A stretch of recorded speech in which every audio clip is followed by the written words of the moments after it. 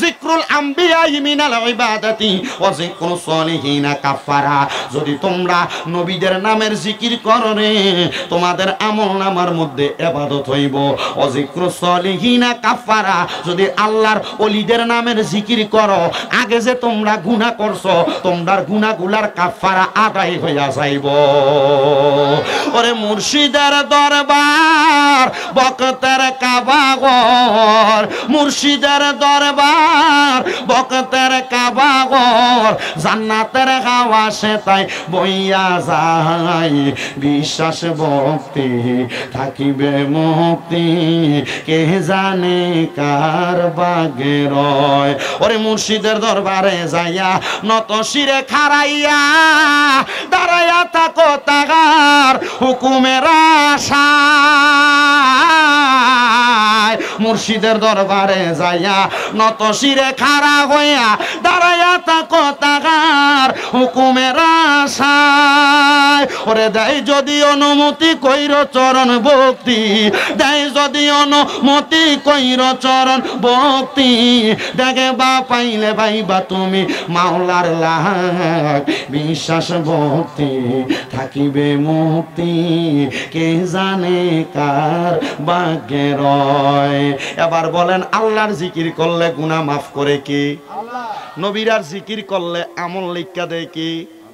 আবার ওলিরা জিকির করলে গুনাহ মাফ করে কি? এটা আমরার কথা না, নবীর হাদিসের কথা। মারহাবা কোন মিয়া। শর্টকাট, আল্লাহ তাআলার জিকির করলে খুশি হয় কে? কেমনে? ফাযকুরুনি আযকুরুকুম ওয়াশকুরুলি ওয়ালা তাকফুরুন। বলো হুজুর, আমরা এই আয়াতের মানে বুঝি, কি বুঝেন? ফাযকুরুনি আযকুরুকুম ওয়াশকুরুলি ওয়ালা তাকফুরুন। বান্দা তুমি যদি আল্লাহর জিকির করো, আল্লাহ তোমার স্মরণ করে। পেশোয়ারি পেশোয়ারি কইরা আমার বৌমা সেনা নয় মেয়ে, পেশোয়ারির নামটা লইয়া আমার বৌমা সেনা নয় মেয়ে, আমার বলিবাগ মুর্শিদ কে মোহনে মারহাবা। আল্লাহ আল্লাহ, জবান খুলা আল্লাহ আল্লাহ, আমারে বলিবাগ পেশোয়ারি কে মোহনে মারহাবা। আল্লাহ আল্লাহ, পেশোয়ারির নামটা লইয়া আমার বৌমা সেনা নয়নে, আমারে বলিবাগ সাইদ বাবা কে মোহনে মারহাবা। আল্লাহ আল্লাহ আল্লাহ আল্লাহ, তোমায় আমি ভালোবাসি দিয়া মন প্রাণ, মনে চাইলে তোমার দিকে ছোটে আমার প্রাণ। মারহাবা আল্লাহ আল্লাহ, পেশোয়ারির নামটা লইয়া আমার অন্তর পইরা হইছে সাই, আমারে বলিবাগ পেশোয়ারি কে মোহনে মারহাবা। আল্লাহ আল্লাহ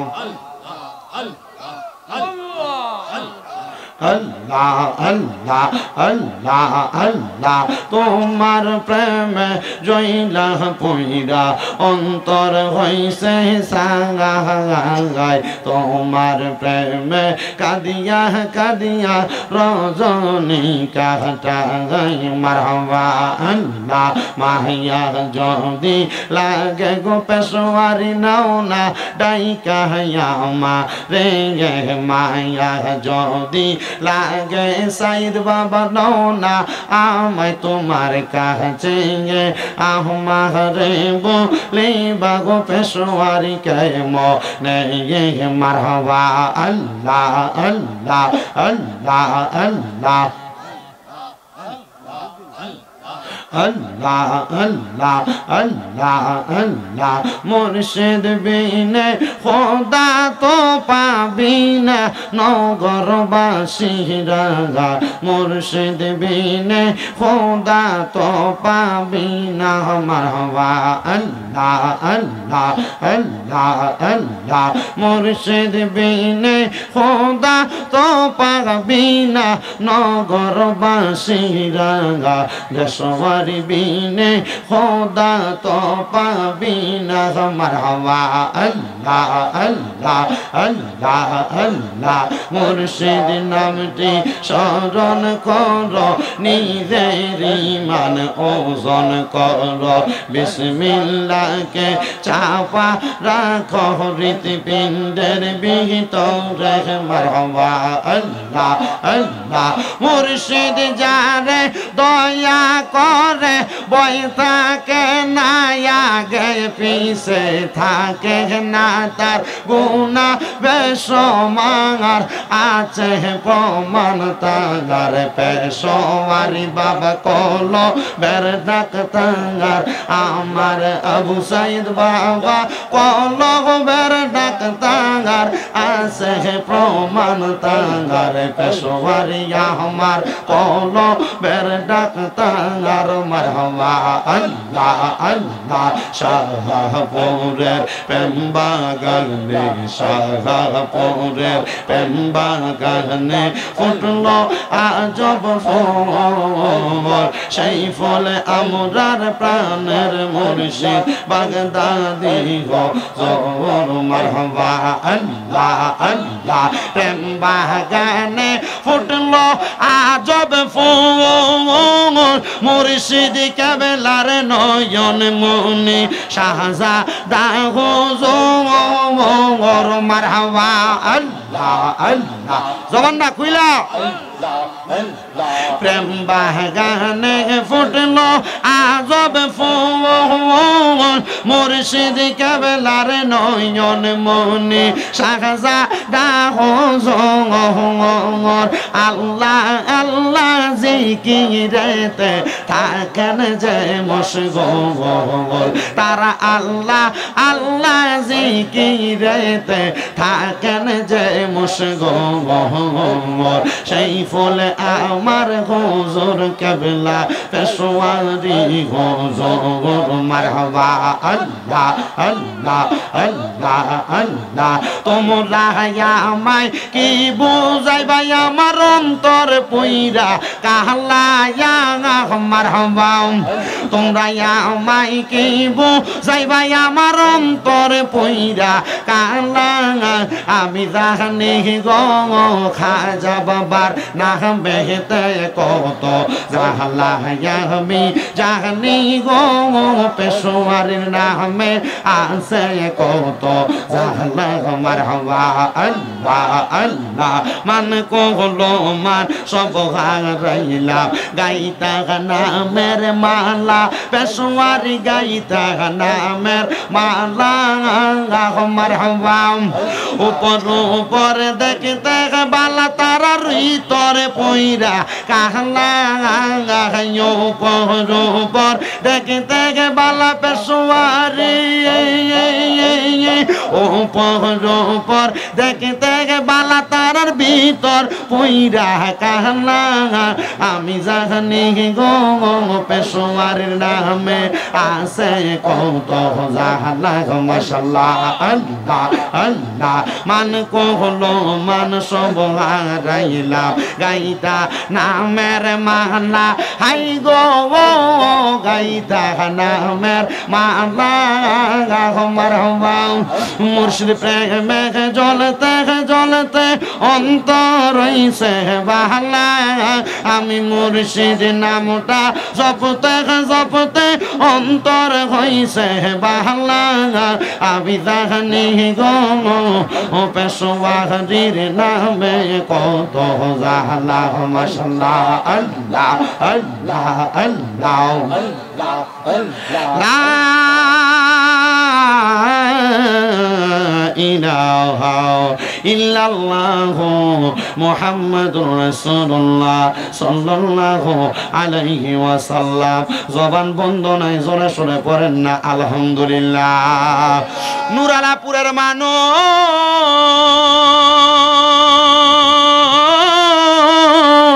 ও কাজী আবু সাঈদ পেশওয়ারী রাহমাতুল্লাহ আলাইহির স্মরণে 11তম বাৎসরিক ইসলামী সুন্নি সম্মেলনে মুসলিম মিয়ার বাড়ির প্রাঙ্গণে এত সুন্দর জান্নাতের বাগানে যারা আসলেন, আপনারা বলেন আল্লাহ তাআলার জিকির করার কারণে আমরার জীবনের গুনাহ আমার আল্লাহ তাআলা মাফ করতে পারে কি পারে না?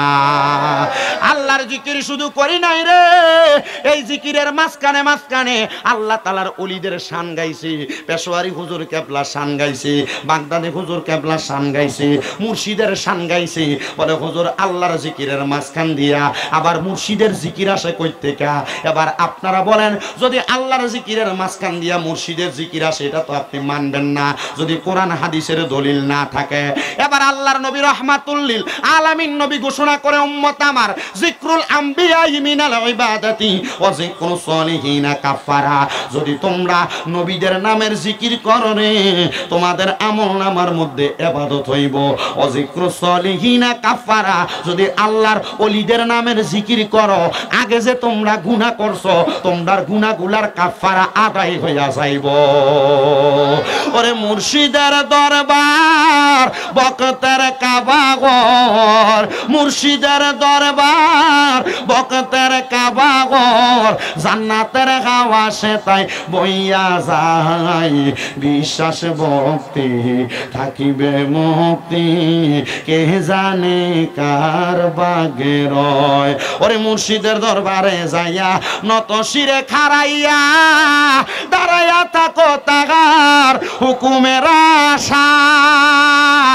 আশায়। মুর্শিদের দরবারে যাইয়া নত শিরে খাড়া হইয়া দাঁড়াইয়া থাকো তাগার হুকুমের আশায়। ওরে দেয় যদি অনুমতি কইর চরণ ভক্তি, দেয় যদি অনুমতি কইর চরণ ভক্তি, দেখে বা পাইলে পাইবা তুমি মাওলার লাগ, বিশ্বাস ভক্তি থাকিবে মুক্তি, কে জানে কার ভাগ্যে রয়।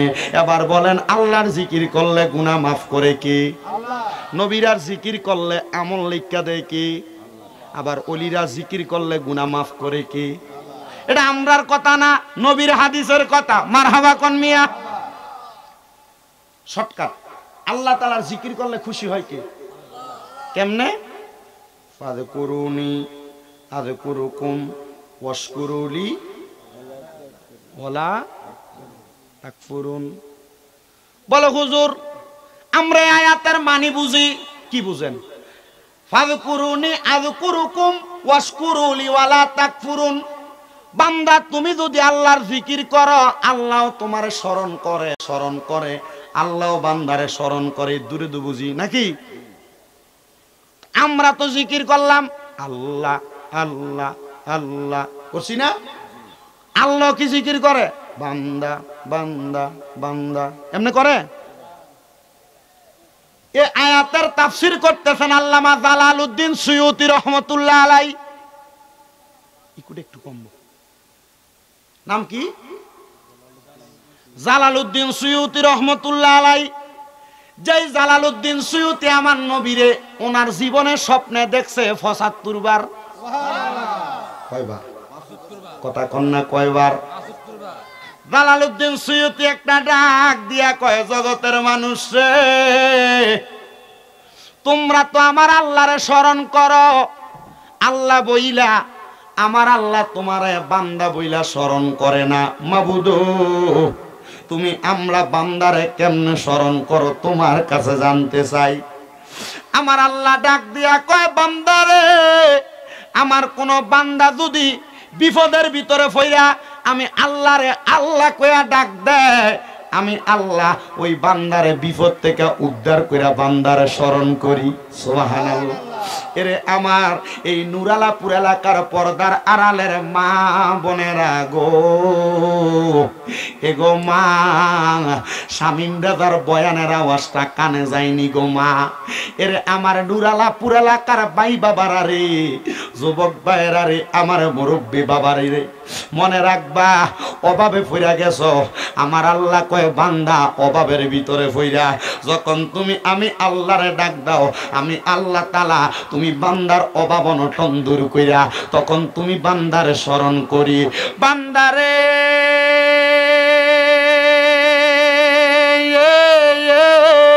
ও বান্দারে, মনে রাখো, শুনে রাখো, জানিয়া রাখো, বান্দা যখন তুমি অসুস্থ হইয়া আমি আল্লাহ কইয়া ডাকো, আমি আল্লাহ তুমি বান্দার অসুস্থতা দূর কইরা তুমি বান্দারে শিফা দান কইরা বালা কইরা দিয়া স্মরণ করি।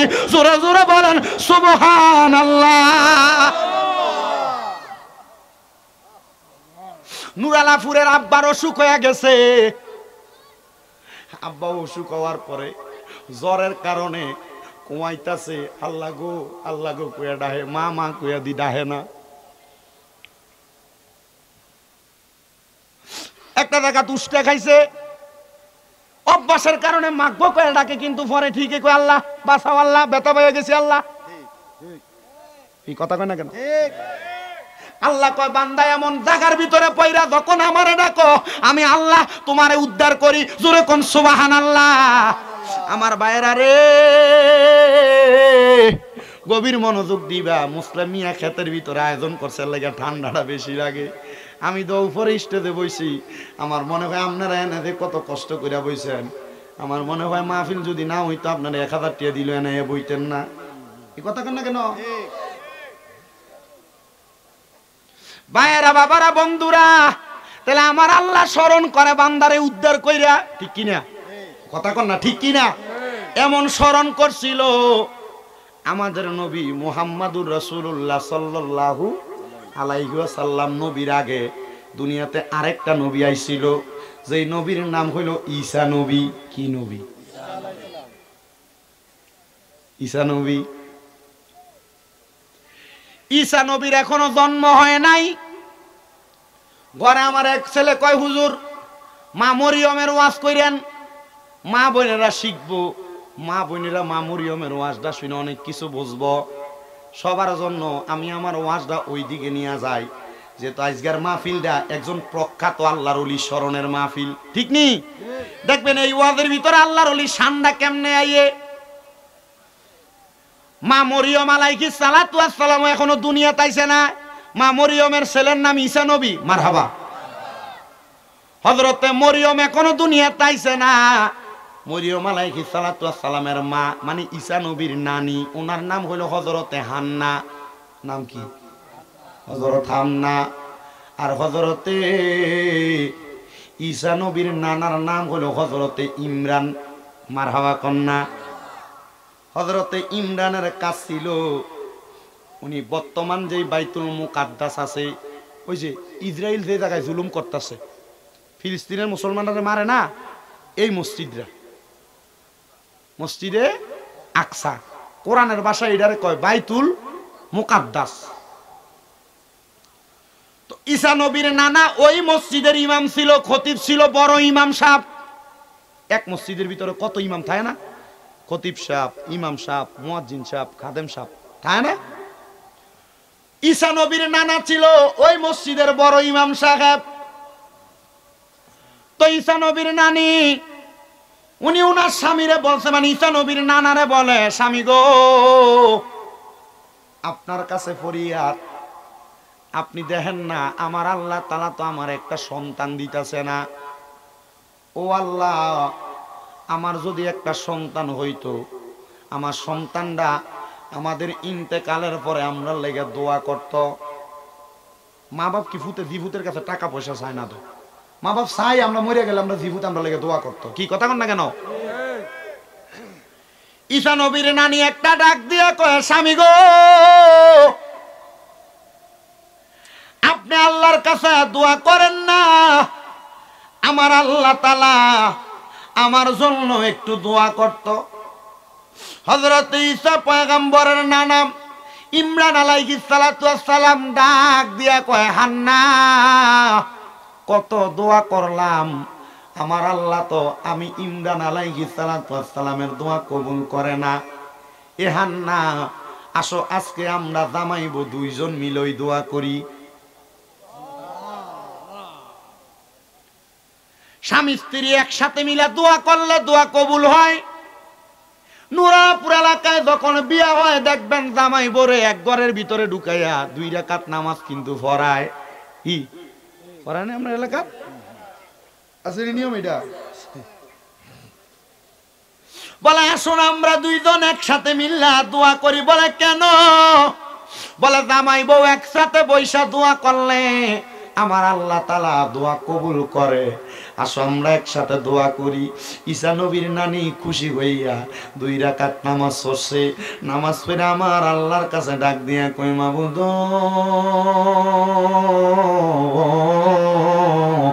ও আল্লাহ, আপনি যদি আমরার একটা সন্তান দান না করেন, আমরা তো দুনিয়াতে সন্তান হারা মানুষ থাকবো। আমাদের সম্পদ আছে, টাকা আছে, পয়সা আছে, আমরা রেগুলারে কি ব্যবহার করব? খাওয়ার মতো কোনো মানুষ নাই। এবার আমার আল্লাহ তাআলার পক্ষ থেকে আওয়াজ আসে, রে ইমরান ও হান্না শুই না লও রে, আমি আল্লাহ তাআলা অল্প কিছু দিনের ভিতরে তোমাদেরকে একটা সন্তান দান করব।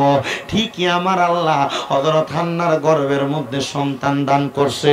কিন্তু ভাগ্যের নির্মম পরিহাস, যেই দিন হযরতে হান্নার সন্তানটা দুনিয়াতে আগমন করবে, আগমন করার আগে হযরত হান্নার স্বামী মানে ঈসা নবীর নানা হযরত ইমরান দুনিয়া থেকে ইন্তেকাল করছে। বলেন ইন্না লিল্লাহি ওয়া ইন্না ইলাইহি রাজিউন। বাজান আমার গভীর মনোযোগ অন্তরের কান লাগান, আমার নুরালাপুর এবং আশেপাশে এলাকার ভাই বাবারা, হযরত হান্না আমার আল্লাহর কাছে ডাক দিয়া কয়, আল্লাহ এতদিন আমার স্বামী ছিল, তুমি আমার সন্তান দিছ না, কিন্তু এখন আমার স্বামী চলে গেছে, আমার সন্তান দুনিয়াতে আগমন করব। আল্লাহ খাওয়াইবো কে সন্তান রে, পড়াইবো কে সন্তান রে, বাবার আদর পাইতো না, এতিমের মতো বড় হইব। আমার সন্তান যদি এতিমের মতো বড় হয়, এতিম সন্তান রে তো মানুষ বালা চোখে দেখে না। আল্লাহ তুমি আমার সন্তানটারে একটু রহমতের নজর কইরা দাও। আমার আল্লাহ আসমান থেকে ডাক দিয়া কয়, হান্না চিন্তা করবা না, টেনশন করবা না, আমি আল্লাহ তাআলা যেমন তোমার গর্ভে সন্তান দিছি, তেমন ভাবে তুমি হান্নার সন্তানের দায়িত্ব আমি আল্লাহ কুদরতে পাবে লইয়ালো। মজরে কোন সুবহানাল্লাহ। ওরে মাওলা রে তোরে কুদরতেরই দায় কেউ বুঝিতে পারে, আবার কেউ বুঝতে পারে আমার দয়াল আল্লাহ রে। হযরত হান্না কয়, জগতের মানুষ, আমার স্বামীর ইন্তেকালের 1 মাস পরে আমার সন্তান দুনিয়াতে আগমন করছে। নাম রাখলাম মরিয়ম। জোরে কন্যা নাম কি? নাম রাখলাম মরিয়ম। আর অনকার বেরিয়াইতে মায়ের নাম রাখে বিউটি, মায়ের নাম রাখে ফিয়া, মায়ের নাম রাখে অমক, ইসলামী নাম রাখে না। মনে রাখবা অন্ধকার কবরে কিন্তু ইসলামী নাম দিয়া ডাকবো। ইসলামী নাম না হইলে তোমার কবরের ভিতরে তুমি সিরিয়ালে আসবা না, হাবডা ভাবে জাহান্নামের দিকে তুমি সইলা যাইবা। মুসলমান, হযরত হান্না যখন জন্ম হইছে, এখন না সিজার চলে, আগে কি সিজার ছিল নি? না না না ছিল না। আল্লাহ কুদরতি ভাবে মা বোনদেরকে সেই ধৈর্য দিয়া দিছে। নরমাল ডেলিভারিতে দাইমা দিয়া সন্তান কত সুন্দর জন্মগ্রহণ করত। বাজান আমার হযরত হান্না এমন ভাবে জন্ম নিছে, হান্নার গর্ভ থেকে মা মরিয়ম এমন ভাবে জন্ম নিছে। মা মরিয়মের মা ডাক দিয়া কইসা নবীর নানি কয়, আল্লাহর কসম রে, এই মরিয়মের আগমনের সময় আমি হান্নার একটু ব্যথাও লাগছে না। বলে কেন লাগছে না জানোনি? কারণ আমি আমার গর্ভে সন্তানটারে লইয়া সকাল সন্ধ্যা আমার আল্লাহ তাআলার ডাকতাম, আল্লাহ তাআলা জিকির করতাম। আর অনকালার বেডিয়াইতে সন্তান গর্ভে লইয়া মোবাইলের ভিতরে টিকটক দেখে। কথা কয় না? আরে যারা কয় না ঠিক কি না? আমি বলবো আমার নুরালাপুরের মা ও মা, আমি চাই না গো তোমার সন্তানটা খারাপ হোক। আমি চাই তুমি যখন বুড়া হইবা, বিছনার ভিতরে প্রস্রাব পায়খানা করবা, তোমার ছেলেটা নিজের হাত দিয়ে তোমার প্রস্রাব পায়খানা পরিষ্কার করব। কিন্তু অনকালার সন্তানরা কামেল লোক রাখে মা বাপের ময়লা পরিষ্কার করবার লাগা। নুরাপুরের মা সন্তান গর্ভের ভিতরে নিয়া আল্লাহর কোরআনটা ফইর, দেখবা তোমার সন্তানটা গাউসে পাক আব্দুল কাদের জিলানির মতো হইব। খবর কি জানো না, আব্দুল কাদের জিলানির মা ওনার গর্ভে নিয়া 18 পারা কোরআন শরীফ তেলাওয়াত করছে। গাউসে পাক দুনিয়াতে আইসা ওস্তাদের কাছে 18 পারা কোরআন শোনায়া দিছে। এই আব্দুল কাদের জিলানি কেমনে শোনাইলা? ডাক দিয়া কয়, আমার মা আমি আব্দুল কাদের গর্ভে নিয়া এই কোরআন তেলাওয়াত 18 পারা পর্যন্ত পড়ছে। আমি আব্দুল কাদের মায়ের গর্ভে এমনে থাকি নাই রে। দুনিয়ার সন্তান মার গর্ভে লাঠি দেয়, হাতের আঙ্গুলের ইশারা লাগায়, মাথা দিয়া মার এই সাতনাটার মধ্যে ডলাডলি করে, মা কত কাতরায়। আমি আব্দুল কাদের এমন করি নাই, এমন করি নাই, কারণ আমি তো মুর্শিদ রূপে বেলায়েতের পাওয়ার নিয়া আমার আল্লাহ তাআলা আমার মার গর্ভ থেকে দুনিয়াত ফাটাইছে। এই জন্য আমার মা যে 18 পারা কোরআন পড়ছে, আমি গাউসে পাক আব্দুল কাদের জিলানি ওই কোরআনটা মার গর্ভ থেকে মুখস্থ করে আসছে। আমার মা বোনেরা, আজকের মাহফিলটা পীরে তরিকত মুনাজারে আজম হযরতুল আল্লামা ফিরজাদা কাজী আবু সাঈদ পেশোয়ারী রহমাতুল্লাহ আলাইহির স্মরণের মাহফিল। আবু সাঈদ পেশোয়ারী রে কেন এলাকার মানুষেরা স্মরণ করতেছে? এটার কারণ হইল আবু সাঈদ পেশোয়ারী এমন একজন আল্লাহর হক্কানি ওলি ছিল। ও মা, তোমার গর্ভ থেকে তো আবু সাঈদ পেশোয়ারীর মতো ওলি বাইর হইব, তোমার গর্ভ থেকে তো আব্দুল কাদের জিলানির মতো ওলি বাইর হইব, তোমার গর্ভ থেকে তো খাজা মাইনুদ্দিন চিশতির মতো ওলি বাইর হইব। তুমি যদি সন্তান গর্ভে নিয়ে কোরআন পড়ো, তুমি টিভি সিরিয়াল দেখো, মোবাইল ইউটিউব সোশ্যাল মিডিয়া দেখে সময় কাটাও, মা গো মা, হযরত হান্না ডাক দিয়া কয়, আমার সন্তান মরিয়ম যখন আগমন করছে, আমি হান্নার পেটের মধ্যে কোনো ব্যথা হয় নাই, জন্ম দেওয়ার সময় আমি কোনো ব্যথা অনুভব করি নাই। এটার কারণ হইল আমার গর্ভের সন্তান আগমন করার সময় রে জগৎবাসী, আমি তার আগের সময়টা আমার আল্লাহ তাআলার ইবাদত করে কাটাইছি। জোরে কোন সুবহানাল্লাহ। হযরত হান্না কয়, আমার সন্তান আগমন করার পরে পুরা ফিলিস্তিন এলাকায় খবর হয়ে গেছে, এই বাইতুল মুকাদ্দাস মসজিদে আকসার ইমাম, বড় ইমাম যিনি মারা গেছে, 1 মাস পরে তার স্ত্রীর গর্ভ থেকে একটা সন্তান আগমন করছে। আইও না রে, আমরা তার সন্তানটারে একটু দেখে আসি, তার সন্তানটা কেমন হয়েছে, কত সুন্দর হয়েছে। সবাই দলে দলে আসতেছে। এবার হযরত মরিয়ম রে দেখা দেখা চইলা যায়। হযরত হান্না কয়, আমি চিন্তাগ্রস্ত হইয়া গেলাম, আমার সন্তানরে সবাই দেখতেই যায় কিন্তু কেউ দায়িত্ব। হযরত হান্না চিন্তা করলেন, আমার স্বামী মসজিদে আকসার ইমাম ছিল, আমি আমার মাইয়াটারে সেই জায়গায় লইয়া যাই। মা মরিয়ম রে কুলের ভিতরে কইরা হযরত হান্না মসজিদে আকসার সামনে গেছে, সালাম দিছে, আসসালামু আলাইকুম ওয়া রাহমাতুল্লাহ। মসজিদে আকসার 4 জন ইমাম বের হয়ে আসছে। ডাক দিয়া কয়, কি গো, আপনি না এই মসজিদের বড় ইমাম সাহেবের স্ত্রী, কেন আসছেন? বলে, আমার মাইয়াটার বরণ পোষণ লালন পালনের দায়িত্ব কে নিবে? আমি তো কাউরে দেখি না, আমি একার পক্ষে আমার মাইয়াটারে সামলানো আমার পক্ষে সম্ভব হবে না। 4 ইমামে কয় যে তো এই মসজিদের সবচাইতে বড় ইমামের মাইয়া, আমরা তারে লালন পালন করব আমাদের মাইয়ার মতো। 4 জন হাত তুলছে। হযরত হান্না কয়, মাইয়া হইল একটা, লালন পালন করব 4 জন, আমি কার কাছে দিতাম? মারহাবা কন্যা। ও বাবা, আপনি যদি হক মানুষ হন, আপনার সহযোগিতা করার মতো মানুষের অভাব হবে না। আপনি যদি বালা মানুষ হন, আপনার গায়েবী ভাবে আল্লাহর কাছ থেকে সাহায্য আসবো। হযরত হান্না কয়, জগতের মানুষ, ওই 4 জন মসজিদের ইমাম, মসজিদে আকসার ইমাম আমারে কয়, আপনার মাইয়াটারে আমরা 4 জনে লালন পালন করব। 4 জনের মাঝে বাক বিতণ্ডা হচ্ছে, 4 জনই বলতেছে আমরা পালবো। এই টাইমে ওই জায়গার প্রখ্যাত একজন আলেম ডাক দিয়ে বলতেছে, ঠিক আছে আসো, তোমরা যেহেতু বাকবিতণ্ডা করতেছ, আমরা এখন লেখা শুরু করি। যেই কলম দিয়া লিখি, এই কলমটারে আমরা নদীর মধ্যে প্রেরণ করব। ওই কলম যার কাছে ফিরাইব, অথবা যেই কলমটা দিয়ে আমরা লিখি, যার কলমটা ভাসব, ওই ব্যক্তির কাছে হযরত মরিয়ম মানুষ হইব। তো আগে যে কলম দিয়ে লিখতো, দোয়াত কলম, এটা কিন্তু লোহারা ছিল না, যে মাথাটা লম্বা একটা টিনা ছিল না, এটা কি আর ভাসতো না?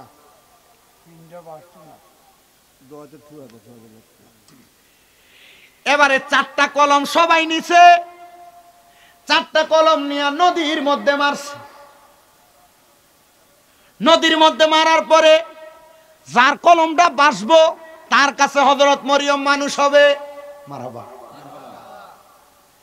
এবার এই 4 জন ইমামের ভিতরে হযরত মরিয়ম আলাইহিস সালাতু ওয়াস সালামের মা, মানে হযরত হান্নার বইনের জামাই, তাহলে মরিয়ম আলাইহিস সালাতু ওয়াস সালামের কি হইব? খালু না? মরিয়ম আলাইহিস সালাতু ওয়াস সালামের খালু ছিল এই মসজিদের ইমাম। মারহাবা কর, মারহাবা।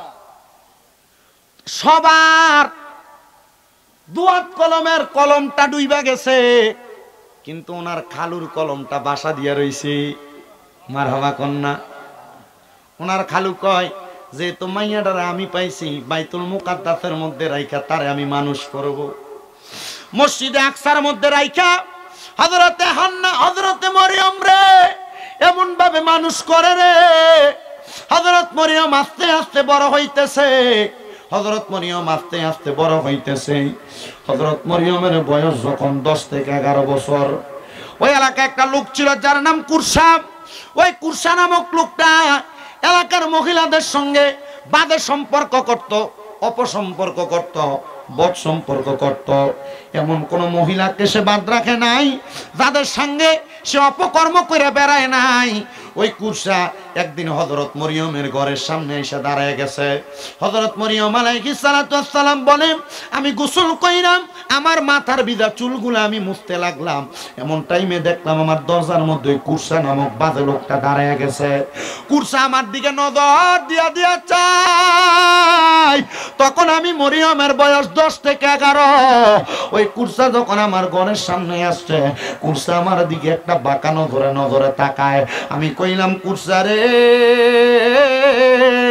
এই বাঁকা নজরে চাও, আমি জানি তো তোমার চরিত্রটা বড় খারাপ, আমার দিকে এমনে চাইস না রে, আমি জানি তুই আমার দিকে একটা লালসার চোখ দিয়া তাকাইছ।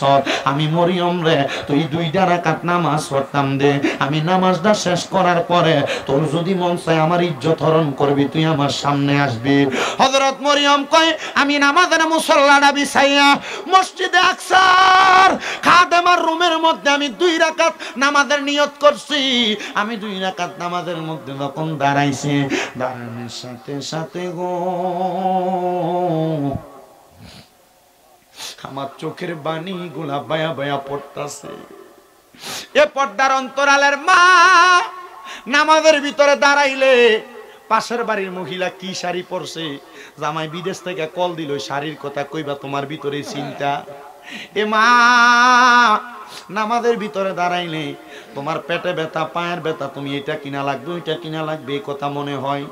নামাজের ভিতরে দাঁড়াইলে তরকারি চুলাই রেখে আসছো, তরকারি জাল দেওয়া লাগবে, এটা তোমার মনে হয়। নামাজের ভিতরে দাঁড়াইলে সন্তানটানি পানি থইরা জাগে, এই চিন্তা তোমার হয়। এ আমার বয়স্ক বাবারা, নামাজের ভিতরে দাঁড়াইলে আপনার ব্যবসার কথা মনে হয়ে জাগা, ফুতে অসুস্থ, ওষুধ কিনা লাগবো, টাকা নাই, অভাব আছেন, ঋণ আছেন, দেওয়া লাগবে, কথা মনে হয়ে জাগা। কেন হয় জানেননি? কারণ আপনি এখনো পর্যন্ত খুশু এবং খুশুর সাথে নামাজ পড়তে পারেন না। নামাজের মধ্যে আল্লাহর সঙ্গে আপনার মেরাজ হয় না। আল্লাহর নবী কয়, জগতের মানুষ এমন ভাবে নামাজ পড়বা যেন আমার আল্লাহর সাথে মেরাজ হয়। হযরত মরিয়ম কয়, জগতের মানুষ আমি নামাজের ভিতরে দাঁড়াইয়া আমি চোখের পানি গুলা চাইরা দিছি, আমি চোখের পানি গুলা সারিয়ার কান্দি আর ডাক দিয়া কয়, আল্লাহ ও আল্লাহ, আমি নামাজের ভিতরে সূরা কেরাত ছাড়া অন্য কিছু পড়া তো হারাম। আমি মরিয়ম নামাজের ভিতরে বিপদের ভিতরে পইরা তোমারে ডাকতাছি। হযরত মরিয়ম কয় সূরা ফাতিহা পড়লাম, সূরা ফাতিহার লগে অন্য কিছু আমি পড়তেছি। এমন ভাবে কেরাত পড়তে পড়তে পড়তে পড়তে হযরত মরিয়ম বলে, ও জগতের মানুষ, আমি আমার আল্লাহ তাআলার কাছে সিজদার ভিতরে দেয়া শুধু দোয়া করি, আল্লাহ আল্লাহ গো, ও আল্লাহ, এই কুরসা নামক ব্যক্তিটার তো আমার ইজ্জত হরণ করব। তুমি না আমি গর্ভে থাকা অবস্থায় আমার মা বাপরে জানাইয়া দিছ আমি মরিয়মের গর্ভ থেকে একজন নবী জন্মইব। আমি মরিয়মের ইজ্জত যদি ধ্বংস করিয়া দেয়, ও আল্লাহ গো, তুমি বলো না মানুষ তো আমার সন্তানটারে বাদে সন্তান বলবো। আল্লাহ, আমি মরিয়মের ইজ্জত হরণ করতে দিও না, আমি মরিয়মের ইজ্জত হরণ করতে দিও না। মরিয়ম 2 রাকাত নামাজটা যখন শেষ করছে, ডান দিকে সালাম ফিরাইছে, বাম দিকে সালামটা ফিরিয়ে যখন দরজার দিকে তাকাইছে, মরিয়ম কয় আমি তাকাইয়া দেখলাম আমার ঘরের ভিতর থেকে একটা বাতাস জোরে দরজার দিকে গেছে। কুরসা নামক বাজে লোকটা যাইয়া দপ্পুর করে একটা বাড়ি খাইছে ওই বাইতুল মুকাদ্দাসের ওয়ালের সাথে। ওই কুরসা নামক লোকটা বাড়ি খাইয়া মাথার রক্তপাত হইয়া ইন্তেকাল করছে। জগতের মানুষ রে, কোন মানুষের মনে কষ্ট দেওয়ার আগে সাবধান, কোন মানুষের সাথে অন্যায় করতে সাবধান, কোন মানুষের সাথে জুলুম অত্যাচার করতে সাবধান। বলো হুজুর কেন? ওই মানুষটা যদি নামাজের সিজদার ভিতরে যাইয়া তোমার অভিশাপ দেয়, আরে দুনিয়ার মাইর কাটানো যায়, হসপিটালের মধ্যে যাওয়ার পরে আপনার ওই মাইর গুলারে সুন্দর করে ড্রেসিং কইরা আপনার মাইরটা আস্তে আস্তে কাটাইয়া দেওয়া যাবে। আবার আদালতের মধ্যে মামলা হইলে আপনার নামে এমন রিট জারি হইয়া যায়, রিমান্ড দেয়নি, 5-10 হাজার টাকা দিলে রিমান্ডও কিন্তু কাটান যায়।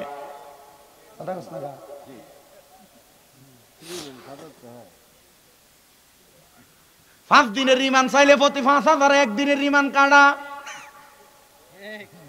ওই কথা কয় না কি রে? ওই রিমান্ড যদিও টাকা দিয়ে কাটানো যায়, আল্লাহর রিমান্ড কি টাকা দিয়ে কাটানো যাইব? আমি কারোর লগে কোনো অন্যায় করলাম, আমার মুর্শিদ ভাইয়ের লগে বেয়াদবি করলাম, মুর্শিদ ভাই আমারে কিছু কইল না, কিন্তু মসজিদের ভিতরে দেয়, সিজদার ভিতরে দেয় কইল আল্লাহ এ বেটা আমার লগে বেয়াদবি করছে, আমি তো তার লগে কোনো অন্যায় করছিলাম না। আল্লাহ কয় রাখ তার বিচারটা, ইন্না বাতশা রব্বিকা লাশাদীদ, শক্ত কইরা দইরাম, এমন ধরা দইরাম বান্দা ছুটতে পারতো না।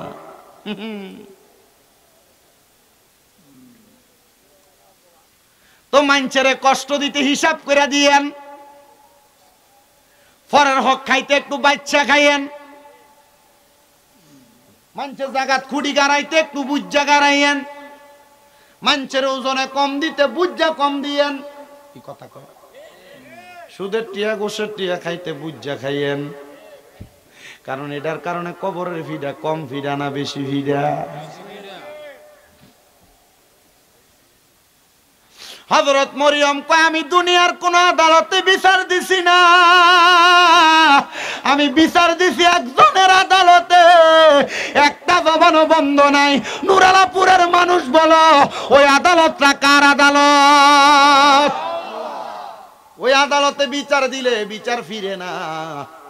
মা বোন গো, কারোর লগে ঝগড়া কইলে হতিনের জি কইয়া গালি দিস না, গোলামের জি কইয়া গালি দিস না।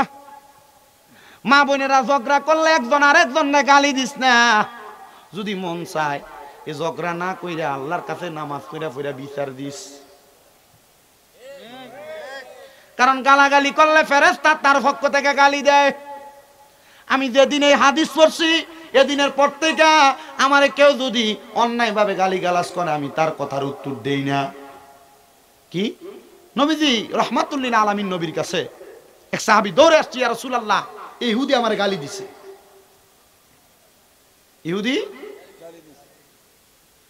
ইহুদি নবীজির সামনে এসে আবার গালি দিল। নবী আমার মুস্কি মুস্কি হাসে। সাহাবী ডাক দিয়ে কই, ইয়া রাসূলুল্লাহ আমারে গালি দিয়ে আপনি দিয়ে হাসেন। ইয়া হাবিবাল্লাহ আমারে গালি দিয়ে আপনি দিয়ে হাসেন। সাহাবীটারে ওই ইহুদিটা আরেকবার গালি দিছে। নবীর হাসি দেখে সাহাবী কয়, নবী যে তো বিচার করে না। ওই সাহাবী তার গালির জবাব দিয়ে দিছে, আমার নবী মুখটা কালা করে ফেলছেন। কই ইয়া রাসূলুল্লাহ, চিন্তা করছেন? প্রথম গালি দিছে নবী হাসে, দ্বিতীয়বার গালি দিছে নবী হাসে, তৃতীয়বার গালি দেওয়া নেই, বেটা কি করছে? উত্তর দিছে। নবী কি করছে? প্রথম হাসছে, পরে কি করছে? মুখটা কালা করে লেছে।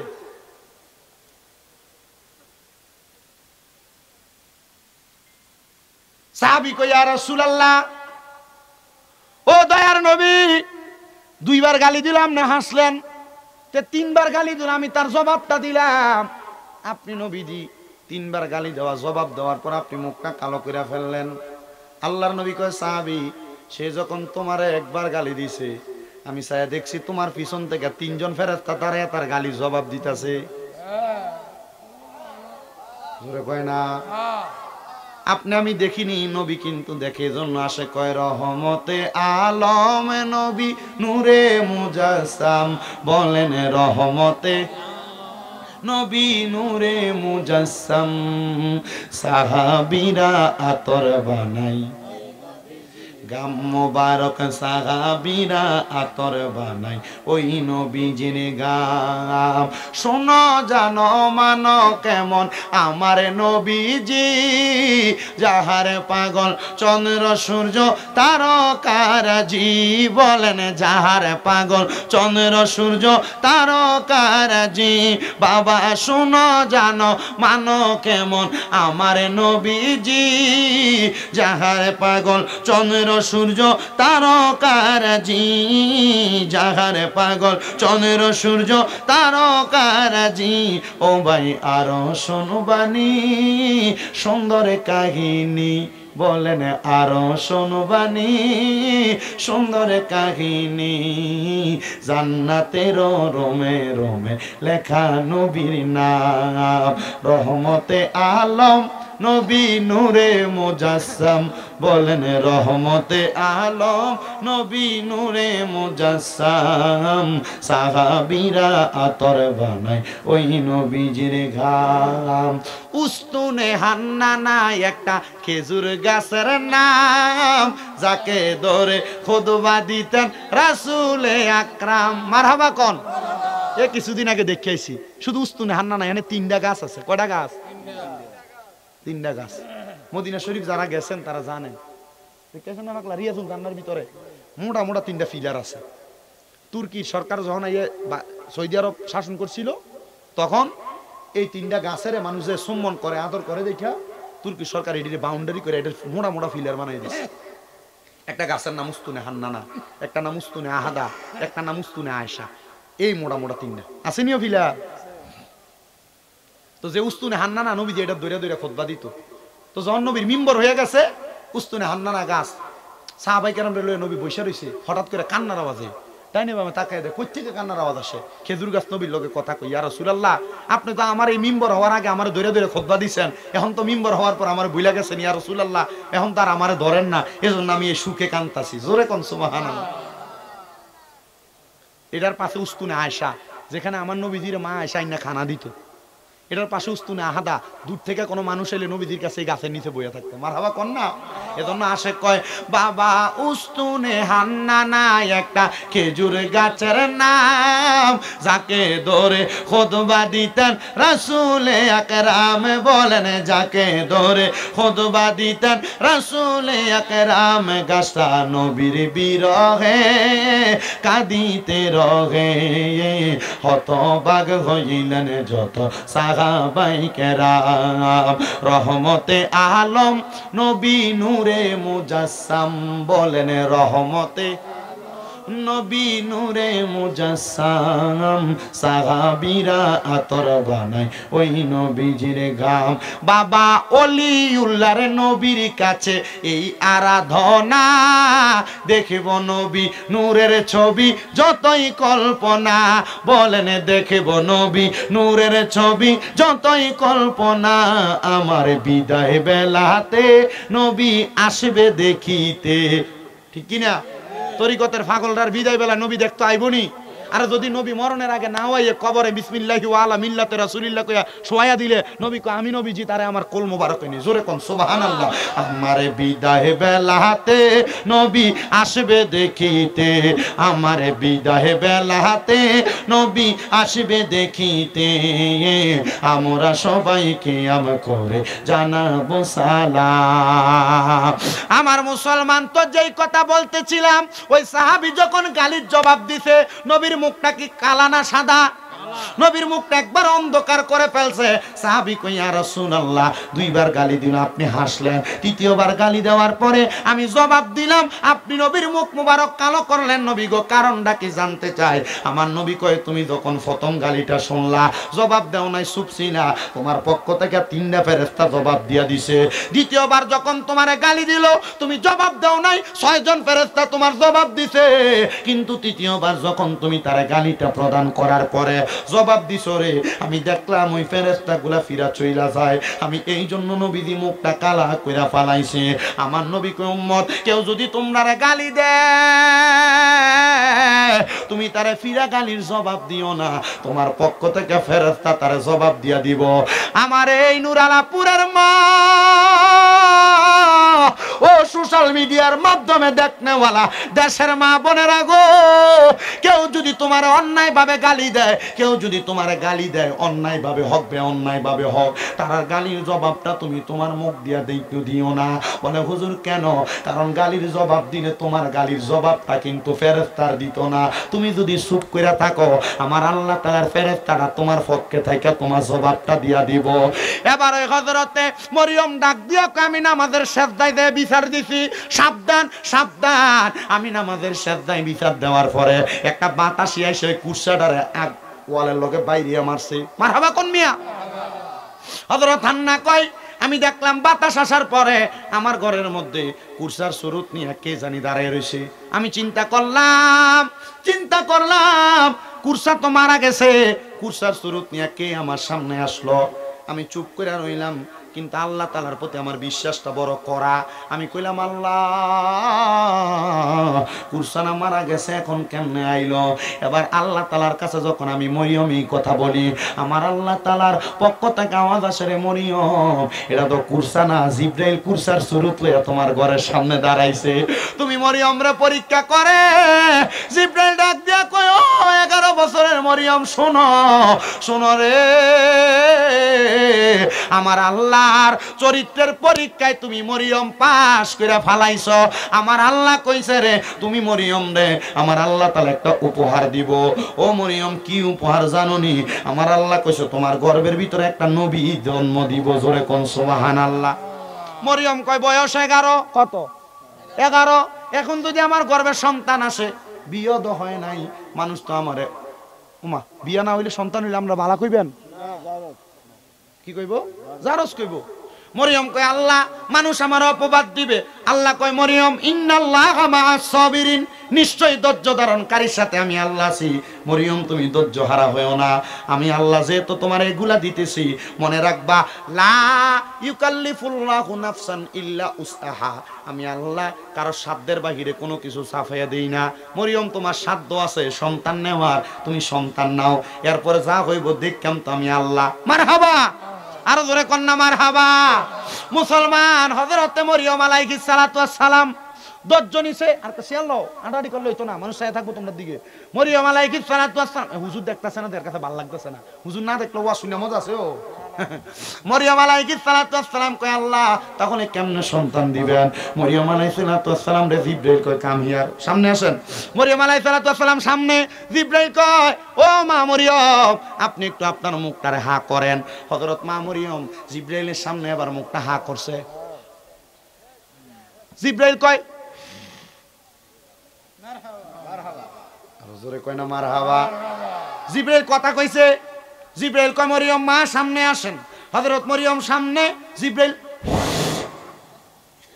ফু দিয়া দিছে মারহাবা কোন মারহাবা হযরত মরিয়ম অল্প কিছুদিনের মধ্যে গর্ভবতী পুরা বাইতুল মুকাদ্দাস এলাকার মানুষ কয় কিরে মরিয়মের গর্ভে যে সন্তান বিয়া তো হয় নাই সন্তান আসলো কই থেকে মরিয়ম কয় আল্লাহ সন্তান দিলা এই কলঙ্কের ডোল লই আমি এখন কি করব? মানুষ আমারে কলঙ্ক দেয়।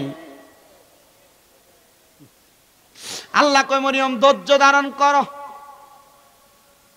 মরিয়মকে আল্লাহ ধৈর্য ধরলাম তো মানুষ তো আমারে কলঙ্ক দেয়।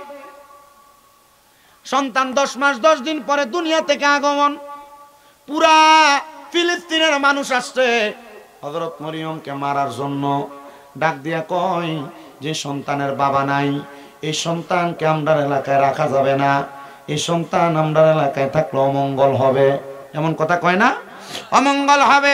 মরিয়ম কয় আল্লাহ সন্তান দিছ না একরকম ছিলাম, কিন্তু সন্তান গর্ভে দিয়ে এখন জন্ম দেওয়ার পর আমি মার কাছ থেকে এই ইহুদিরা আমার সন্তানটারে কাইরা নিয়ে যাবে, আমি মার কলজাটা তো মানে না।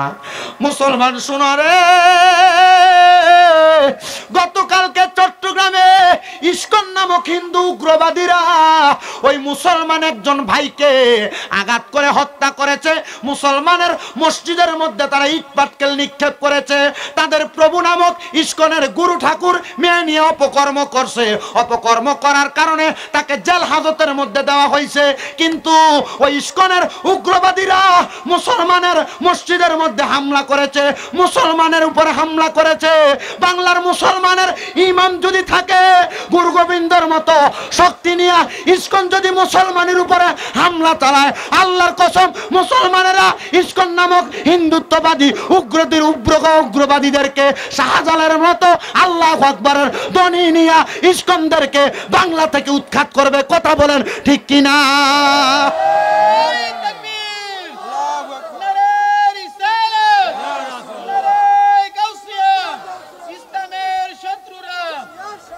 হিন্দুদের মধ্যে দুইটা দল। কয়টা দল? দুইটার মধ্যে যারা সনাতনী তারা নরমাল ভাবে চলে, কারোর সাথে ঝামেলায় যায় না।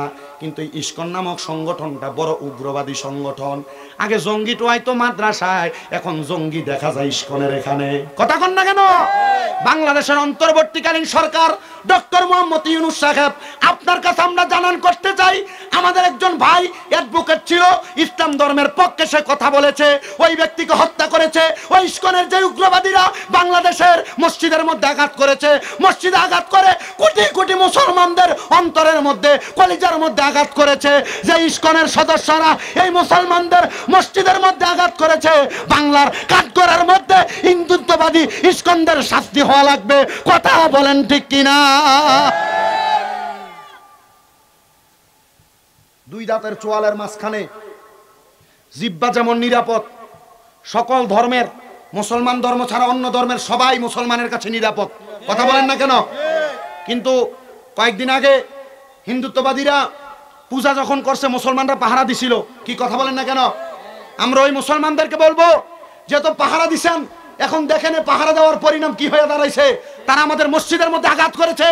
মসজিদ, মুসলমানদের কেবলাল মসজিদ, বাইতুল্লাহ, এগুলাতে আঘাত করলে মুসলমান ঠান্ডা থাকবে না। আপনারা তো হোমনার এই গ্রাম অঞ্চলে থাকেন, হয়তোবা সোশ্যাল মিডিয়ার মাধ্যমে যুবকরা দেখে, আপনারা অনেকে দেখেন। মুসলমান একটা কথা মনে রাখবেন, বাংলাদেশের মধ্যে ভারতের এজেন্ডা বাস্তবায়ন করতে চায়। এরা চায় হিন্দুত্ববাদীরা মুসলমানদের বিভিন্ন ধর্মীয় পাঠশালাগুলা, বিভিন্ন ধর্মীয় কার্যক্রমগুলো বন্ধ করানোর জন্য, এগুলোর মধ্যে উগ্রবাদী জড়ানোর জন্য। এগুলা যদি করে বাংলার মুসলমান কি এমনি বসে থাকবে নাকি? কথা বলেন না ঠিক কিনা? বাংলার মুসলমান এমনি থাকবে না। আরেকটা কথা জানান করে দিতে চাই, বাংলার মানুষ স্বাধীনতাও চাইছে। বাংলার মানুষ বাংলাদেশের জমিনে সহজভাবে, সরলভাবে, সঠিকভাবে চলাফেরা করার ক্ষমতাও চাইছে। কিন্তু বাংলার মানুষ চায় নাই কারোর উপর আঘাত হবে, অত্যাচার হবে। অত্যাচার হচ্ছে। মাদ্রাসার 2টা ছেলেকে প্রথম আলোর অফিসের সামনে পিটিয়ে মারা হয়েছে। কই এটার বিচার এখনো হচ্ছে না। আল্লাহর কসম এগুলোর বিচার হওয়া লাগবে। কথা বলেন ঠিক কিনা? মুসলমান যদিও দুনিয়ার জমিনের ভিতরে বিচার না হয়, মুসলমান যদি আমাদের সেজদার মধ্যে যে আল্লাহর কাছে বিচার দেয়, এটার বিচার কিন্তু হবে। কথা বলেন না কেন? হযরত মরিয়ম কয়, আল্লাহ তোমার কাছে সেজদার যে বিচার দিতেছি, আল্লাহ আমার তো এরা বাজে কইতাছে, খারাপ কইতাছে, আমার সন্তান জন্ম দিয়েছে, কিন্তু সন্তানের তো বাপ নাই, সন্তানের পরিচয় নাই, আল্লাহ তুমি বিচার করো। এরা আইছে মরিয়ম আলাইহিস সালামের কোলে হযরত ঈসা নবী টান দিয়ে লয়ে যাবে। কেউ গর্ত করছে, কইছে এটা রেতা গানা এলাইবা। কেউ আগুন জ্বালাচ্ছে, কইছে ডাইরেক্ট আগুনে দিয়ে ফেলবা। জিনারা আগুনে দিতে কই, উনি কি সাধারণ মানুষ না নবী?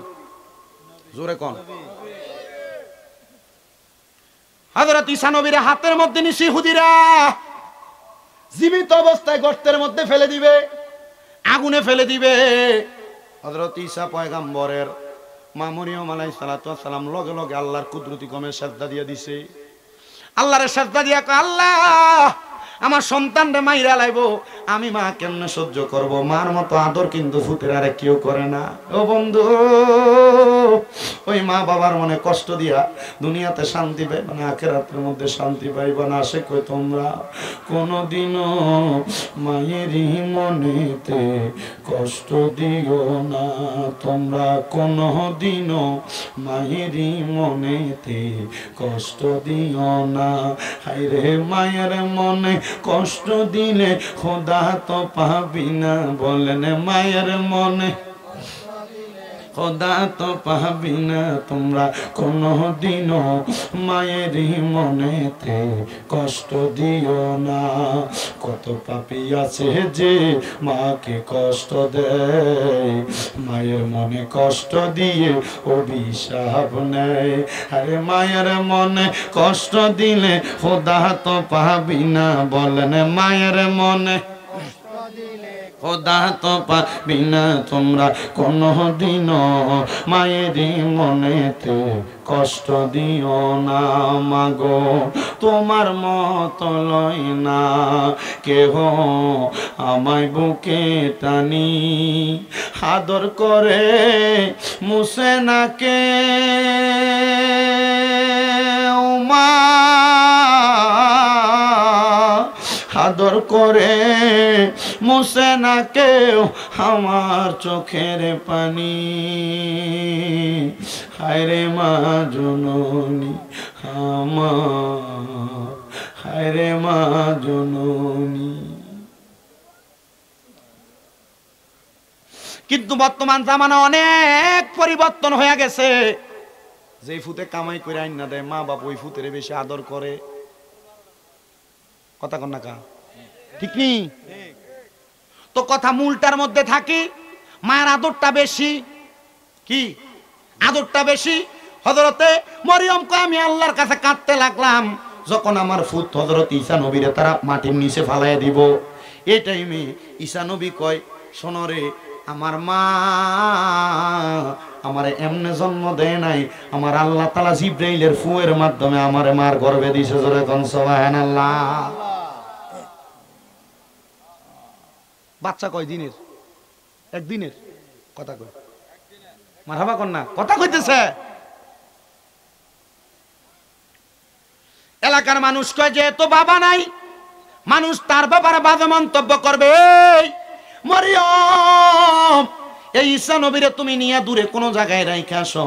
ঈসা নবীরে দূরে এক জায়গার মধ্যে রাখতে গেছি। হযরতে মরিয়ম কয়, আল্লাহ ও আল্লাহ, আমার সন্তান আমার কি রেডি হয়েছে নি? রেডি হয়েছে? ঠিক আছে। কি তাও ওয়াজ হয়েছে না? আপনার লগেরটা দিশা গেল, ধরে রাখতে পারলেন না। আইতাছে। আচ্ছা চাটা খাই আপনারা ওই আবার যাইতেছে চা খাই। তো কইছি দেখি তো কিটা করতাম। আরে আপনাদের আরেকটা ডিলে আছে।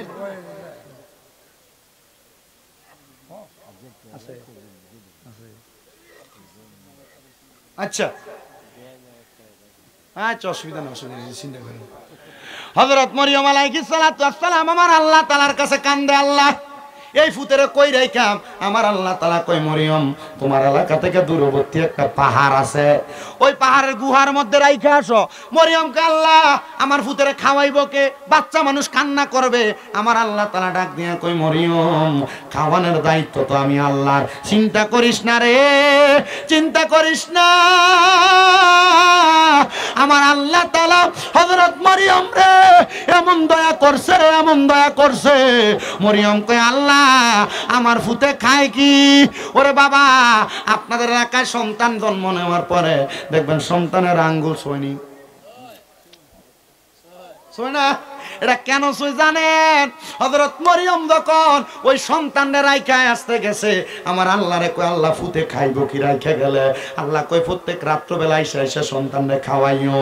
আমার আল্লাহরে কয়, আল্লাহ রাত্র খাওয়াইলে সারাদিন কি আমার ফুতের পেটে খিদা লাগবো না? আল্লাহ কয়, মরিয়ম আমি আল্লাহ তোমার সন্তানের শাহাদাত আঙ্গুলের মাথাটার ভিতরে একটা জান্নাতের দুধের নহর লাগাইয়া দিছি। তোমার সন্তানের পেটে ক্ষুধা যখন লাগবো, সন্তান যদি ডাইন হাতের শাহাদাত আঙ্গুলটা মুখের ভিতরে দেয়, আমি আল্লাহ তাআলা তোমার সন্তানরে কুদরতি ভাবে খানা খাওয়া দিব। ওরে কেউ বুঝিতে পারে না রে মাবুদ মাওলার খেলা, আরে পীর মুর্শিদের খেলা। আরে জোর করিয়া বুঝতে গেলে তার ঘটে মরণ জ্বালা, আরে জোর করিয়া বুঝতে গেলে তার ঘটে মরণ জ্বালা। কেউ বুঝিতে পারে না রে ওলি আল্লাহর খেলা, আরে পীর মুর্শিদের খেলা। ওরে সত্যিনের বছরে কারণ কেনাগি ফুটে না, আবার 6 মাসেরও কালের দয়াল পাই যে 16 আনার দয়াল পাই যে 16 আনা। দয়াল জোর করিয়া দিবে তোরে, জোর করিয়া দিবে তোরে ববের যত প্রেম জ্বালা। কেউ বুঝিতে পারে না রে ওলি আল্লাহর খেলা, আরে পীর মুর্শিদের খেলা। আল্লাহ যেমন কুদরতের খেলা ঘটাইলো, আল্লাহ কই আমরা লগে তো ঘটান না। বলে বান্দা তোমরা তো আল্লাহরে পাও নাই, ও আল্লাহ আপনারা কেমনে পাইবো? আল্লাহ কয় ইয়া আইয়ুহাল্লাযীনা আমানু কুল আতিউল্লাহা ওয়া আতিউর রাসূল। যদি আমি আল্লাহরে পাইতে চাও, আমি আল্লাহরে পাইতে চাও, তাহলে তোমরা আমার রাসূলের ইতাআত করো। জোরে কোন সুবহানাল্লাহ। বলে আল্লাহ আপনার রাসূলরে তো আবু বকর সিদ্দিক দেখছে, আপনার রাসূলরে তো হযরত ওমর রাদিয়াল্লাহু আনহু দেখছে, আপনার রাসূলরে তো ওসমান জিন নূরাইন দেখছে, আপনার নবীরা তো হযরত আলী দেখছে, আপনার সাহাবীরা দেখছে। আল্লাহ গো আমরা পাগলরা তো তোমার হাবিবরে দেখলাম না, তোমার হাবিবরে দেখলে তো তুমি আল্লাহরে পাওয়া হইয়া যাইতো। ও আল্লাহ কাফেররা তো তোমার হাবিবরে দেখছে, আবু জাহেল দেখছে ঈমান আনছে না, উতবা সাহেবা দেখছে ঈমান আনছে না। আল্লাহ রাসূল তো পাই নাই, আমরা কার কাছে যাইতাম? আল্লাহ কয় উলিল আমরি মিনকুম, তোমাদের মধ্যে যারা উলিল আমর হক্কানি আলেম হক্কানি ওলি তোমরা তার কাছে যাও। ও বন্ধুরে পীরে তরিকত মুনাজেরে আজম আল্লামা হযরতুল আল্লামা পীরজাদা কাজী আবু সাঈদ পেশোয়ারি রাহমাতুল্লাহ আলাইহি কত বড় আলেম ছিল। হোমনা বানসারামপুরের মানুষের কাছে বাইঙ্গা বোঝানো লাগতো না, নরসিংদীর মানুষের কাছে বাইঙ্গা বোঝানো লাগতো না। যদি ওনার কবরটার সামনে, মাকবারার সামনে, রওজার সামনে, মাজারের সামনে দেয়া জিজ্ঞেস করবা, মুরাকাবা কইরা, মুশাহাদা কইরা, ও কাজী আবু সাঈদ পেশোয়ারি রাহমাতুল্লাহ আলাইহি আপনি কেমনে ওলি হইছেন, আপনার কি লেগে এত পাওয়ার, মানছে কি লেগে আপনারে মানে, মানছে কি লেগে আপনার অনুসরণ করে। হযরত কাজী আবু সাঈদ পেশোয়ারি কইব রে আমি আমার রাসূলরে ভালোবাসছিলাম, আর আমার আল্লাহ তাআলা রাসূলের ভালোবাসা মুহাব্বত আমি কাজী আবু সাঈদ পেশোয়ারির কলবে থাকার কারণে সমস্ত এলাকার মানুষের অন্তরে আমি আবু সাঈদের ভালোবাসা দান কইরা দিছে। নারে তাকবীর, নারে রিসালাত, ইয়া রাসূলুল্লাহ, নারে গাউসিয়া, পেশোয়ারি দরবার শরীফ জিন্দাবাদ, পেশোয়ারি দরবার শরীফ জিন্দাবাদ। দয়াল মুর্শিদি বিনে গো আপন বলতে কেহ নাই জগতে, আমার পেশোয়ারি বিনে গো আপন বলতে কেহ নাই জগতে। ওরে দেখাইয়া তার রূপের ঝলক, দেখাইয়া তার রূপের ঝলক, মনে কইরা আছে উদাসী পানো মুর্শিদ তোমায় ভালোবাসে আমার মুর্শিদ কেন বোঝে না গো তারে আমি কত ভালোবাসি আমার পেশোয়ারি কেন বোঝে না গো তারে আমি কত ভালোবাসি ওরে দেখাইয়া তারে রূপের ঝলক পেশোয়ারি গো ওরে দেখাইয়া তার রূপের ঝলক মনে কইরাছে উদাসী তারে আমি কত ভালোবাসি আমার পেশোয়ারি কেন বুঝে না গো তারে আমি কত ভালোবাসি ওরে যেদিন থেকে মুর্শিদ গোহারা সেদিন থেকে আমরা পাপির বুকেতে ব্যথা হায়রে যেদিন থেকে পেশোয়ারি হারা সেদিন থেকে আমরা পাগলের বুকেতে ব্যথা ওরে একবার দেখা দিয়া মোরে একবার দেখা দিয়া মোরে মনে কইরা দাও সান্ত্বনা পানো মুর্শিদ তোমার মুখের হাসি আমি কেমনে বলিব পেশোয়ারি বাবা তোমার মুখের হাসি কাজী আবু সাইদ পেশোয়ারি রহমাতুল্লাহ আলাইহির মতো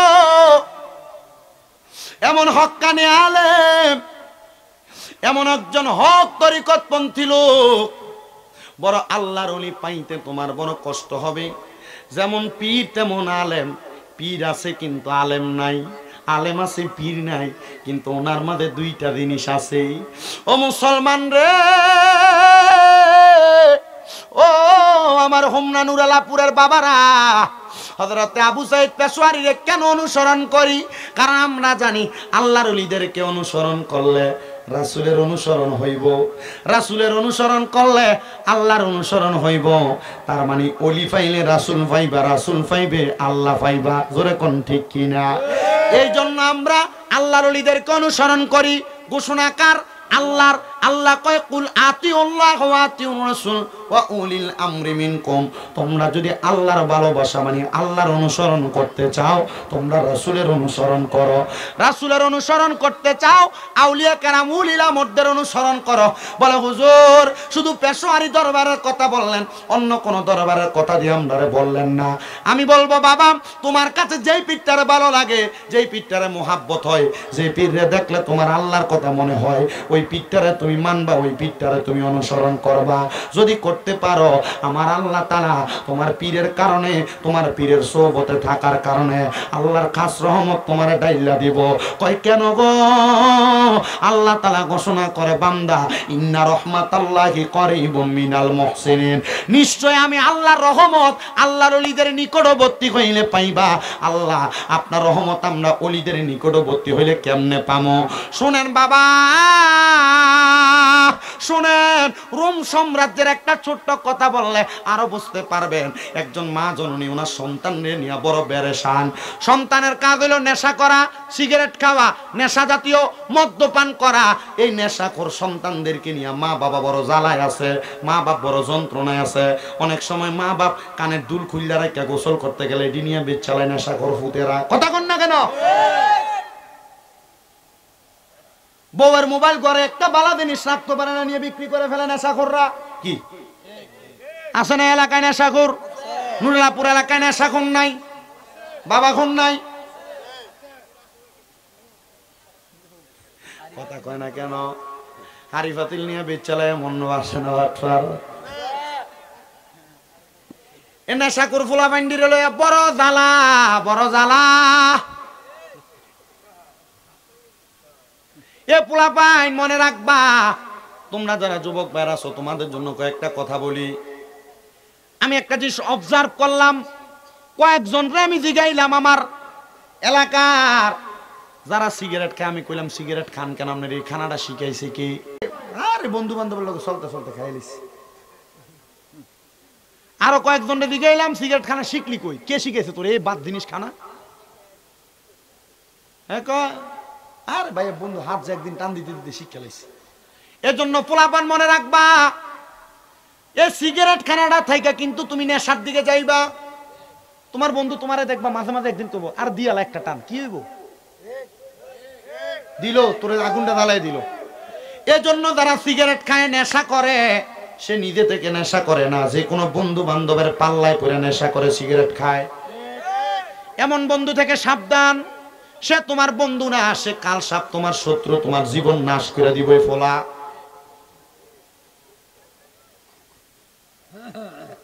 তো হিসাব করে দেখলাম যারা যারা সিগারেট খায় এরা মোটামুটি যে কোনো না কোনো বন্ধু বান্ধবের পাল্লায় পড়ে সিগারেট খায়। তো মা বাবা ওই নেশাখোর সন্তানদেরকে নিয়ে বড় বিপদে। আজকের ওয়াজটা, এই ওয়াজের অংশটা নেশাখোরদের জন্য। রুম দেশের ওই মা বলে, আমার সন্তান আমার স্বামীর দেওয়া সয় সম্বল ছিল আমার নামাজের মুসল্লা। যা নামাজ আর কি, নামাজের মুসল্লা। আমার সন্তান আমাদের নামাজের মুসল্লাটা নিয়ে বিক্রি করে ফেলছে নেশা করার জন্য, মদ পান করার জন্য। একদিন নেশা কইরা ঘরে আসছে, আমি জিগাইলাম ও ফুত, আমার এক এক করে সব সম্পদ তুই বিক্রি করে দিছস। বাবারে তোর আব্বার শেষ একটা সম্পদ ছিল নামাজের মুসল্লা। আব্বা ওই নামাজের মুসল্লাটা কি করছো? ডাক দিয়া কয়, মা আজকে নেশা করার জন্য আমার কাছে কোনো সম্পদ ছিল না, টাকা ছিল না। ওই টাকাটা আমি জোগাড় করার জন্য আপনার নামাজের মুসল্লাটা বিক্রি করে দিছি। আর ওই নামাজের মুসল্লাটা যে বেড়া কিনছে উনি বড় একজন আল্লাহর ওলি। ওয়াজটা মজা পাইবে। বড় কি? বড় আল্লাহর ওলি। উনি কইতে কেমন অভাবী, আর কিছু ব্যস্ত পাইছে না। কিতা বেছে? নামাজের মুসল্লা বেছে দিয়ার লাগিয়া। আরে কিসের টেংরা কথা? আল্লাহর ওলি আমি তার বাড়ি তালাশ করতে লাগলাম। ওই মা ফুতের দিঘায় ফুট নেশা করবার লাগে নামাজের মুসল্লাটা বিচ্ছা দিছ।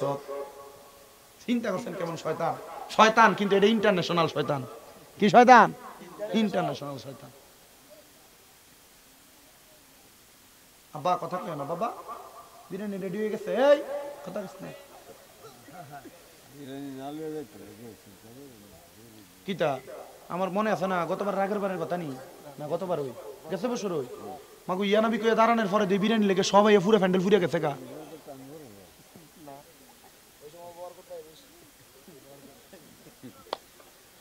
আচ্ছা যাক ঠিক আছে, তোমরা জেনে থাও, সাদোয়ানে থাও, অমুক জায়গায় থাও, তোমরা ওয়াজটা মনোযোগ দিয়ে শোনো। এবার কোন নেশা করার জ্বালা মানুষ কি শান্তিতে না অশান্তিতে? আমার মনে আছে। এই বাচ্চা তোত পড়ে নেশা করতে তেতার কবি পরে হাতে আরো বেশি করে করবে। ধরিস না, তোরা ধর শয়তান। এদারে ওয়াজ শোনো।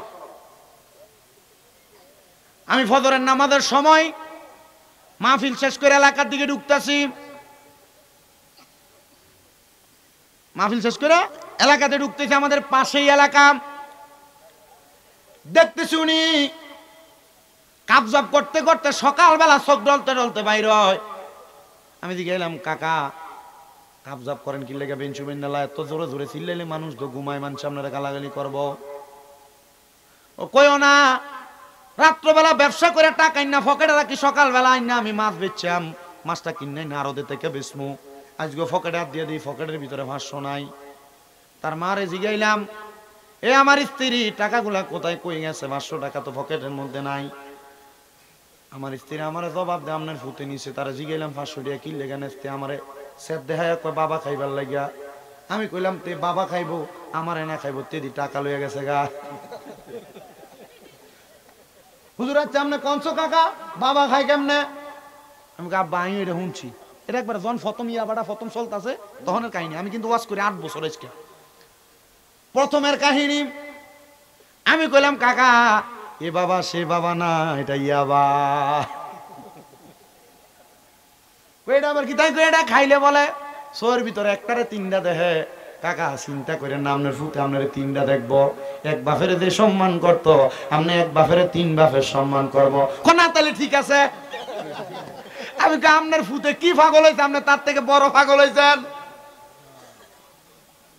এটা খাওয়ার কারণে, নেশা করার কারণে বাবা খোররা মানুষকে ঠেক দিতে দেরি করে না, বউয়ের উপর মায়ের উপর অত্যাচার করতে দেরি করে না।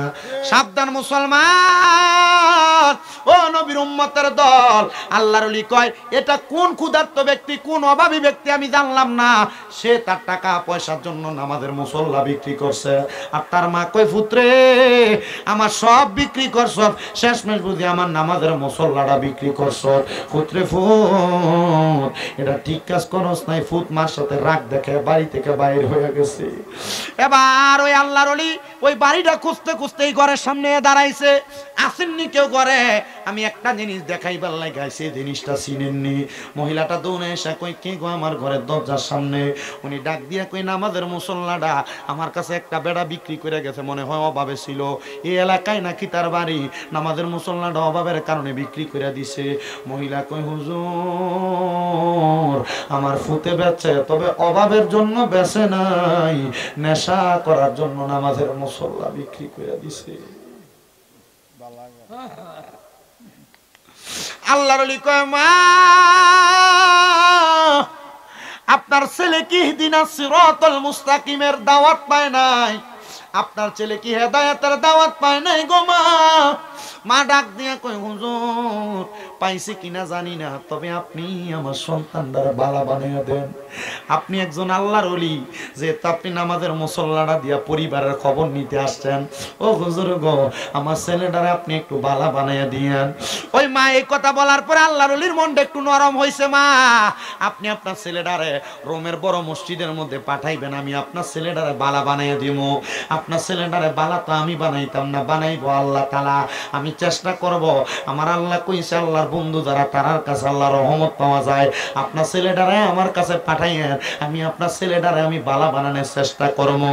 ওই মা ডাক দিয়া কয় হুজুর আমার কাছে ছেলেটারে আপনার কাছে পাঠামু, এ ফলা তো 5 ওয়াক্ত নামাজ তো পড়ে না, জুমার নামাজও ঠিক মতো পড়ে না, আপনার কাছে পাঠামু কেমনে? আল্লাহর ওলি কয় মা বুদ্ধি করে পাঠাইয়েন। বলে হুজুর আমার কাছে একটা বুদ্ধি আছে, আমার ছেলে তো নেশা করার পাগল, আমি আমার ছেলেরে কমু ওই রোমের বড় মসজিদের সামনে যাইবি, মসজিদের হুজুরের লগে কথা কইবি, দেখবি হুজুর তোরে নেশা করার জন্য অনেক অর্থ প্রদান করব। জোরে কন্যা নাউজুবিল্লাহ। মহিলা এই কথা বলতে হুজুর কয় ঠিক আছে, তারা বাঁচাইবার লাগে মিশা কথা কইতেছেন। কি লেগা? 3 জায়গায় মিশা কথা কম যায়, ঝগড়া সমাধান করার জন্য, কোন ব্যক্তিকে বাঁচানোর জন্য, এবং জামাই বউয়ের ঝগড়া সমাধান মানে বউরে খুশি করার জন্য। কারণ আপনার বউরে আপনার 200 টাকা দিয়ে জিনিস নিয়ে দিলে খুশি হয় না, কিন্তু নিয়ে যদি 200 টাকা জিনিসই কোন এটা দাম 2000, ফাইন।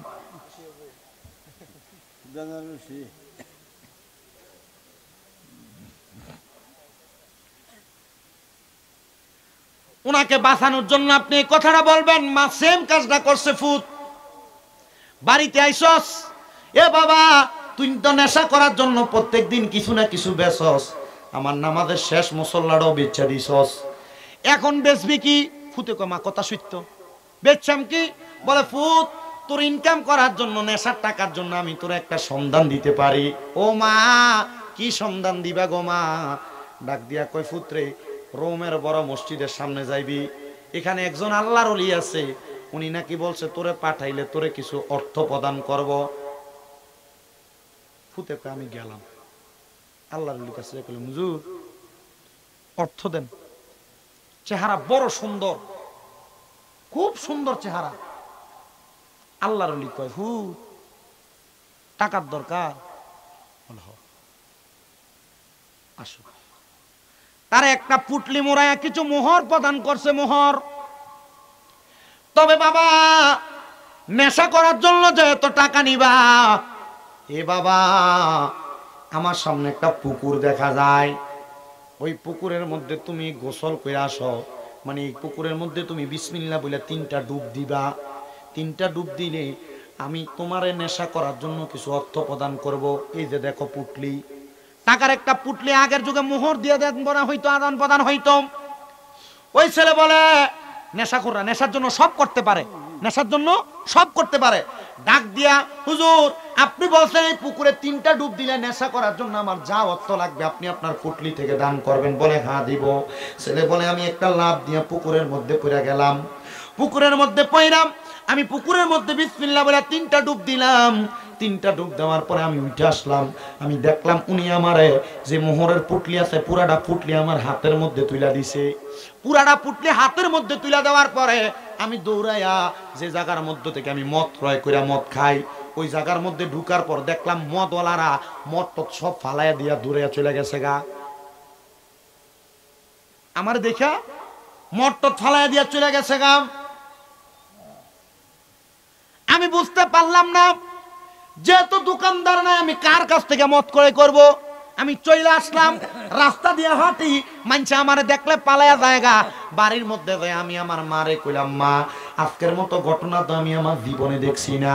রাস্তার ভিতরে যে আমারে দেখে, আমারে দেখা দেখা তারা পালায়া জায়গা। ও মুসলমান, আপনি কেমন জীবন আপনি গঠন করলেন? মানছে আপনারা সামনে দিয়া দেখলে সালাম দেয়, পিছন দিয়া দেখলে আপনার পিছন দিয়া সালাম দিয়া যাওয়ার পরে কয় গোলামের পুত্র বড় দুষ্ট। এমন ফুংডা এলাকাত নাই? জীবন বানাইছে কেমন জীবন, না লতের জীবন।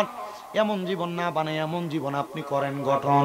মরণে হাসিবেন আপনি, কাঁদিবে ভুবন। কিন্তু আপনি এমন জীবন বানাইছেন মরণে কাঁদিবেন আপনি, হাসিবেন ভুবন। আপনি মরিয়া গেলে মানুষে কয় দম কাটা মরছে, এটা আরো ভালো হয়েছে। কথা কয় না কেন? আপনি একটা বালা জীবন বানান, এমন জীবন বানাইয়েন না মানুষ আপনার সামনে দিয়ে সালাম দিব, পিছন দিয়ে গোলামের ফুটকে গালি দিব। সাবধানে এমন জীবন বানাইয়েন না। এবার আল্লাহর বান্দা তার মার কাছে দেয়া কয়, মা ও মা, প্রত্যেক দিনে তো আমি রাস্তা দিয়ে হাঁটি, মানুষ আমারে সালাম দেয়, মানুষ আমার সামনে আসে, কত সুন্দর সুন্দর কথা কয়। ও মা, আজকে দি মানুষ আমারে দেখলে রাস্তা থেকে পালিয়ে জায়গা, যে জায়গায় যাইতাম নেশা করবার লাগা ওই মতের বাড়ি খানার মানুষ আমারে দেখে দেখে বাইকে জায়গা। মা কারণ কি? মা দরজা থেকে বাইর হয়ে আইসা ফুতেরে দেখে বেহুশ হয়ে গেছে। ফুতে কমা, এটা কি কাণ্ড? এই কালা কালা মানুষ খারাপ না, বলেন বালা। হ্যাঁ বলে বালা, মারহাবা কোন। নবী সাহাবী হযরত বেলাল রাদিয়াল্লাহু তাআলা আনহু কালো ছিল, কিন্তু মর্যাদা পাইছে ইসলামের প্রথম মুয়াজ্জিন। জোরে কোন সুবহানাল্লাহ। হ্যাঁ, নবীর অত্যন্ত প্রিয় মানুষ ছিলেন, কাছের মানুষ ছিলেন, কালা মানুষ।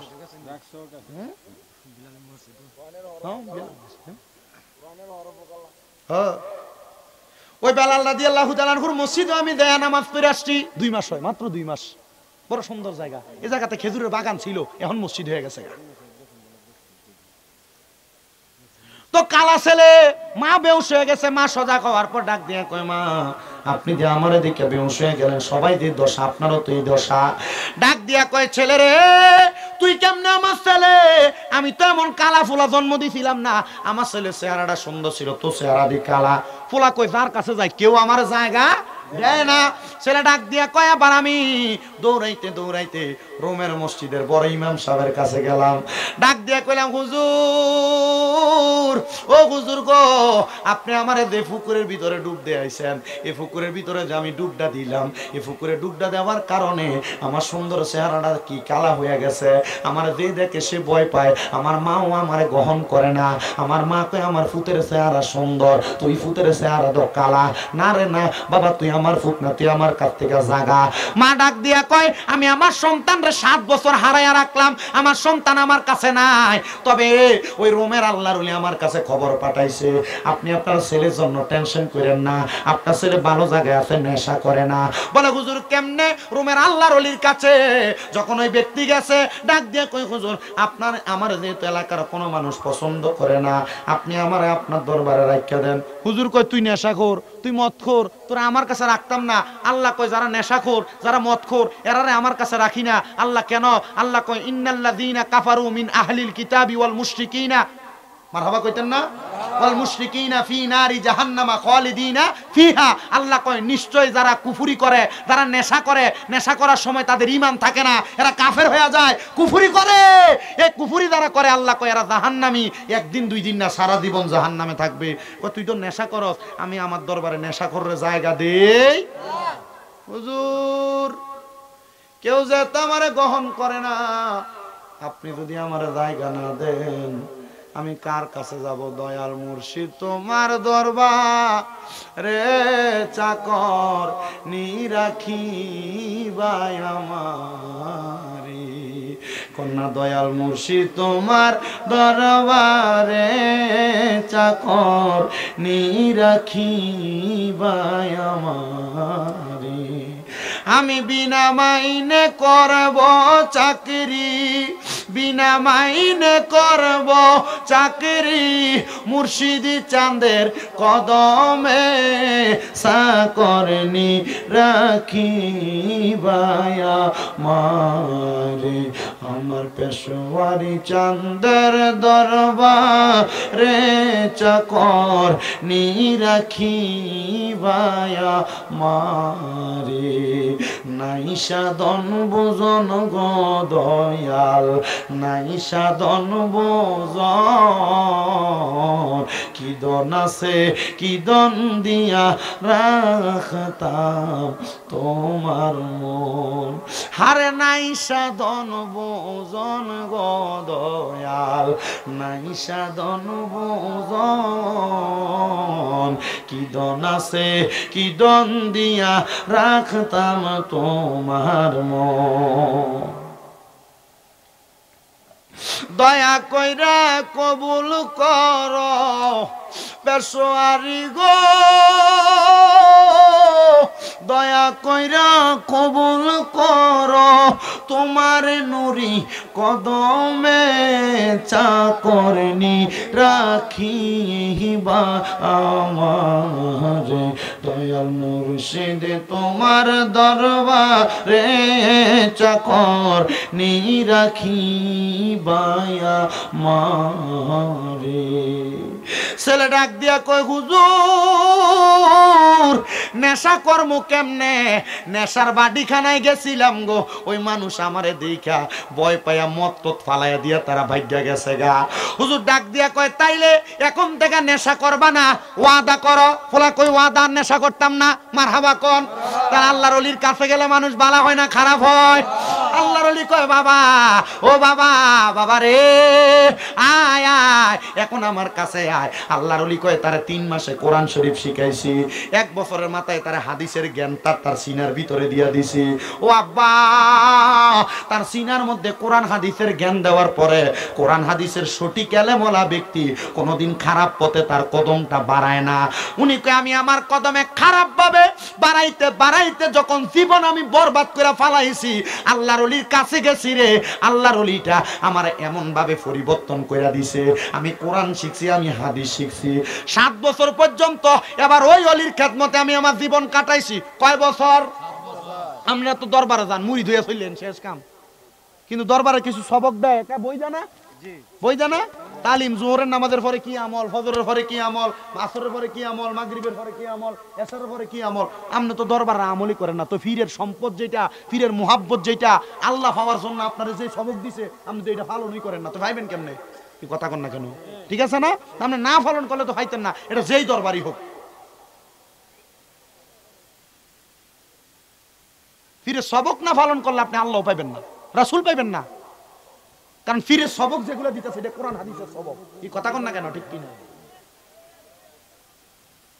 গভীর মনোযোগ দেন বাবারা গভীর মনোযোগ দেন 7 বছর ছিল খেদমতে কয় বছর 7 বছর খেদমতে ওই ছেলে ডাক দিয়া কই হুজুর খেদমত তো করতেছি ভালো হুজুর একদিন হঠাৎ করে ফজরের নামাজের পরে আব্বা তাড়াতাড়ি রেডি হও হুজুর কেন বলে 7 বছর কি করছো এটার একটা প্রমাণ তুমি আমারে দেওয়া লাগবে মারহাবা 7 বছর কি করছো প্রমাণ দেওয়া লাগবে ওই ছেলে ডাক দিয়া কয় আমি সাথে সাথে রেডি হইলাম আমার হুজুরের ঘোড়াটার মধ্যে উঠলাম আমার হুজুর উঠলেন সামনে আমি হুজুরের পেছনে ঘোড়া দৌড়াইতেছে দেখলাম ওই ঘোড়া আমার ঘরের দরজার সামনে দাঁড়াইছে আমি ঘরের দরজার সামনে যাইয়া আমার ঘরের দরজাটা করলাম দরজাটা খুইলা দেখলাম আমার ঘরের মধ্যে আমার মা নামাজের শ্রদ্ধা দিয়া রইছে আমি আমার মারে ডাক দিলাম মা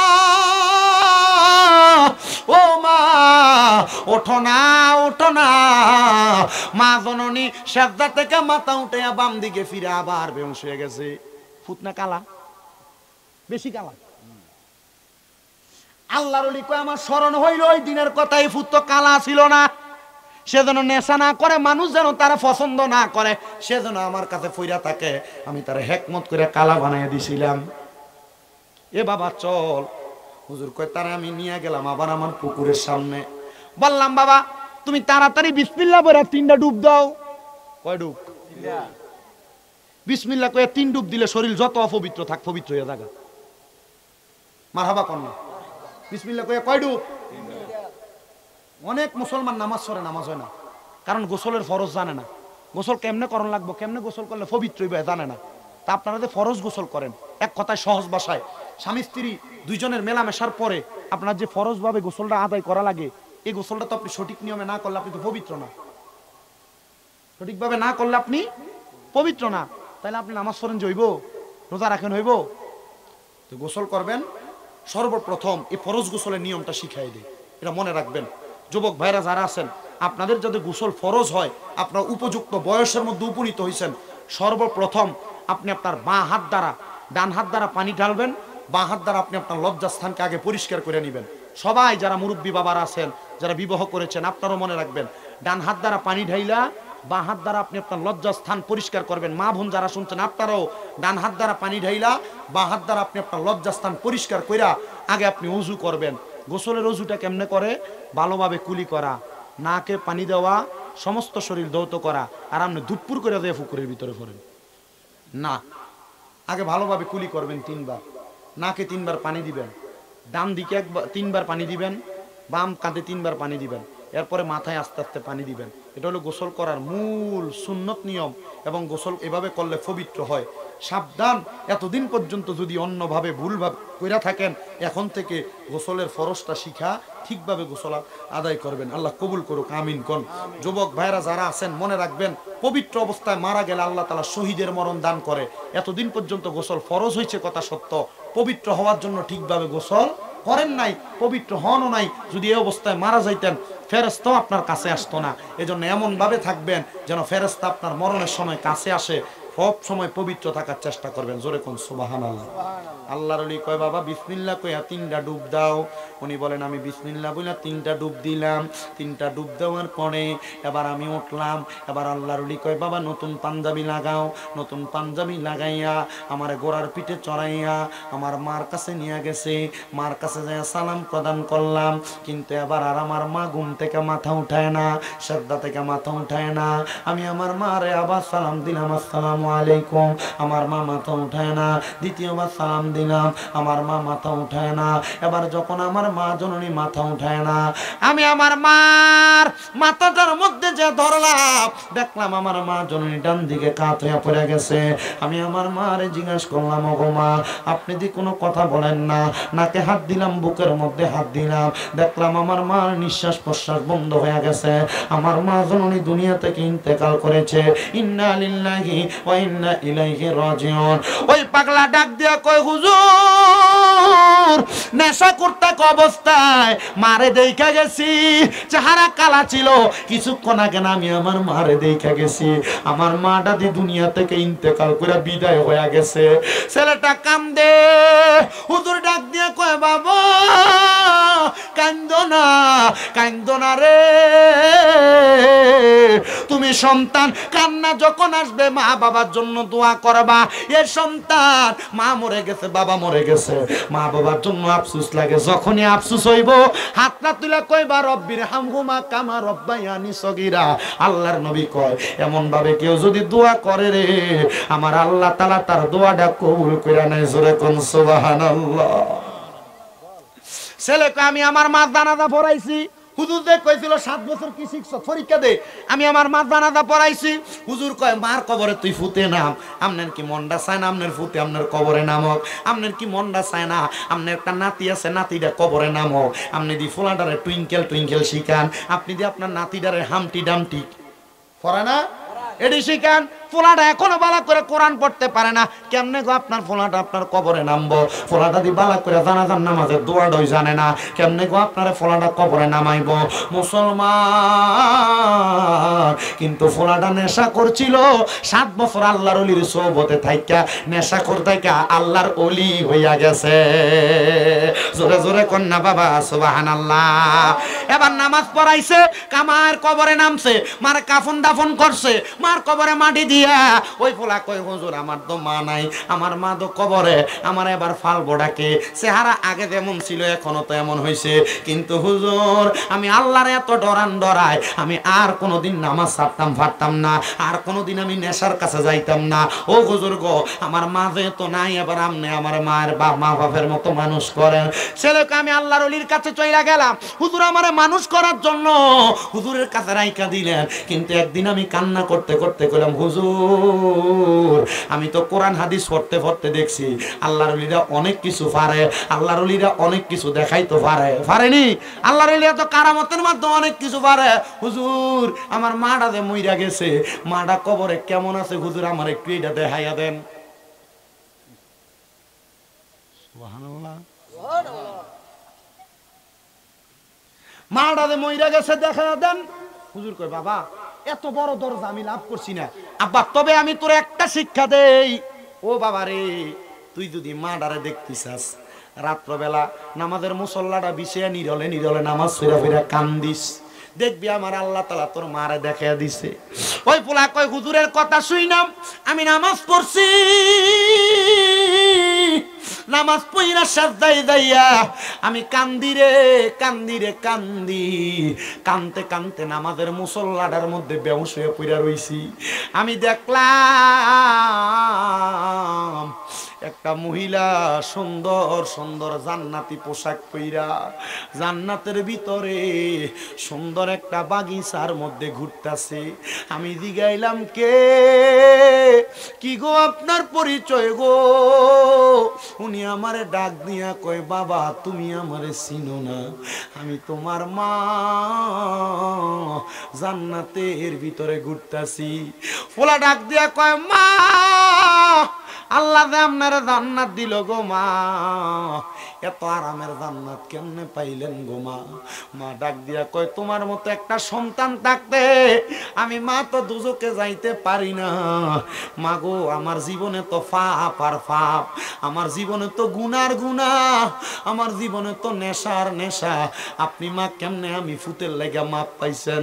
মা ডাক দিয়া কয় পুত্রে, যেই দিন তুই আমার নামাজের মুসল্লাটা বিক্রি করে দিছ, ওই মুসল্লা কিনুন না ক্রেতা ব্যক্তিটা আমার বাড়িতে আইছিল। ওই ক্রেতা হইল তোমার মসজিদের হুজুর, যার কাছে তুমি আজকে 7 বছর পড়ালেখা করতেছ। ওই হুজুর তোমারে 7 বছর বালা বানাইছে। আমার আল্লাহ তাআলা তুমি সন্তানের 7 বছরের ইবাদতের কারণে আমি মার কবরের আযাব মাফ কইরা দিছে। ও নুরালাপুরের মানুষ রে, আজকে যেহেতু নুরালাপুর এলাকার মধ্যে মুসলিম মিয়া এত সুন্দর জান্নাতের বাগান সাজাইছে, পীরে তরিকত মুনাদের আদম হযরতুল আল্লামা পীরজাদা কাজী আবু সাঈদ পেশোয়ারী রাহমাতুল্লাহ আলাইহি স্মরণের মাহফিল। আল্লাহ চাইলে আবু সাঈদ পেশোয়ারী রাহমাতুল্লাহ আলাইহির উসিলায় আমরার মা বাপরে মাফ করতে পারে কি পারে না? অবশ্যই পারে, অবশ্যই পারে, অবশ্যই পারে। আল্লাহ যেন আল্লাহর ওলির উসিলায় আমরার বংশের কবরের আযাব মাফ করে, শুনে কোন আমিন।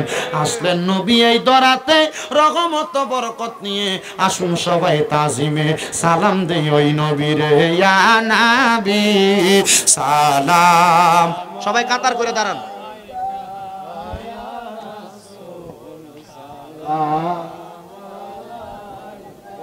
ইয়া হাবিব, কাতার করেন।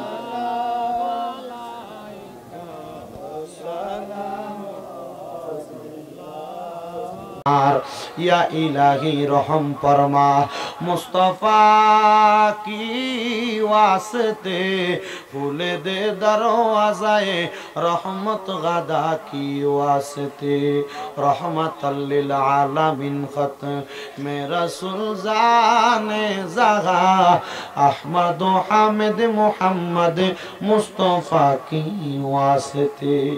মাবুদ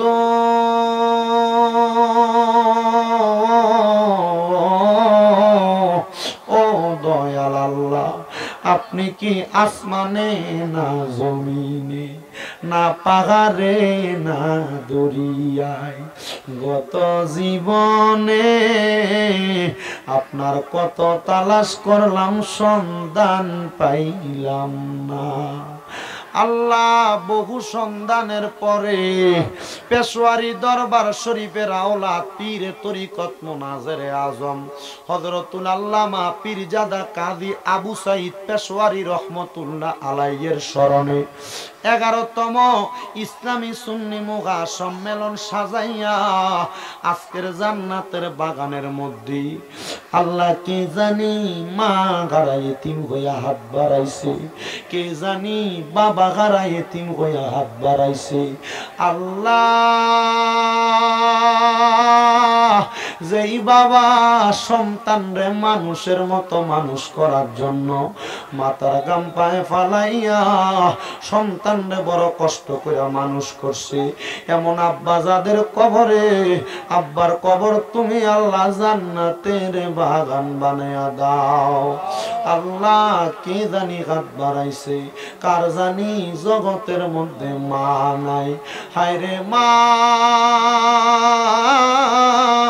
যে মারে মা কইয়া ডাকলে কলিজার আগুন ঠান্ডা হইয়া যায়, যে মায়ের দিকে নেক নজরে তাকাইলে কবুল গজের সওয়াব হইয়া যায়, এমন মা যাদের অন্ধকার কবরে রে আল্লাহ, এমন আম্মার কবরটারে তুমি আল্লাহ জান্নাতের বাগান বানায়া দাও। আল্লাহ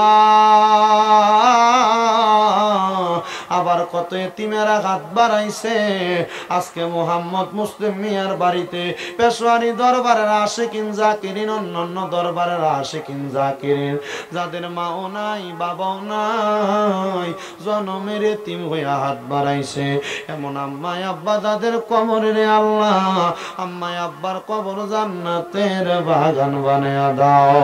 মরিয়া গিয়াছেন আল্লাহ, আল্লাহ দারার মা বাপ মাফ করিয়া দেন না গো আল্লাহ কবরে আযাব। আকাশেতে চন্দ্র সূর্য আল্লাহ ওঠে বারে বার, কবর দেশে যারার গো মা বাপ ফিরিল না মারা গো মা হারাইয়া বাপ হারাইয়া আজকে কুমিল্লা গুমনা নুরালাপুরের মুসলিম মিয়ার বাড়ির প্রাঙ্গণের মাহফিলে তারা হাত বাড়াইছ।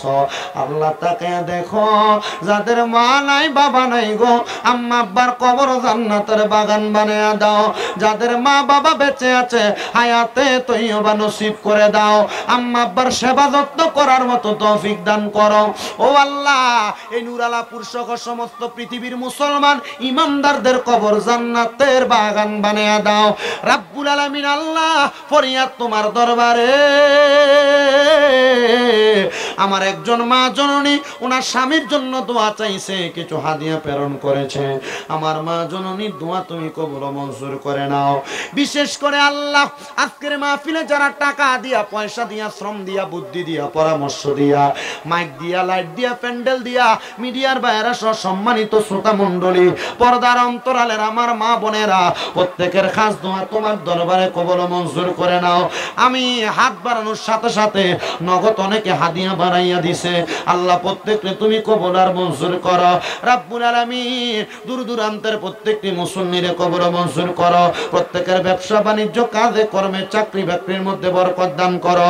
যারা পড়ালেখা করে বিদ্যা বুদ্ধি বাড়াইয়া দাও, মানে সম্মান ইজ্জতে জিন্দেগি নসিব করে দাও আল্লাহ। বিশেষ করে ফরিয়াদ তোমার দরবারে আমার অনেক প্রবাসী ভাইয়েরা বিদেশ থেকে দোয়া চায়, প্রত্যেক প্রবাসীদের কামাই রুজির মধ্যে ব্যবসা বাণিজ্যের মধ্যে বরকত দান করো, হায়াতের মধ্যে বরকত দান করো, প্রবাসীদের মনের আশা পূরণ করো, প্রবাসীদের কামাই রুজিতে বরকত দাও, প্রবাসীদের হায়াতে বরকত দাও, প্রবাসীদেরকে শরীর সুস্থ রাইখা বেশি করে কামাই করার তৌফিক দাও আল্লাহ। ফরিয়াদ তোমার দরবারে অনেকে খাস করে দোয়া চাই, খাস দোয়া কবুল মঞ্জুর করো। আমার কেন মিয়া পাগলা দাদা ভাই উনি দূর দূরান্ত থেকে চলে আসে, কেন মিয়ারে কবুল মঞ্জুর করো আল্লাহ। বিশেষ করে মোর্শেদ ভাইয়ের আব্বার জন্য দোয়া চাইছে, আম্মা অসুস্থ আছে তারা কবুল মঞ্জুর করে নাও।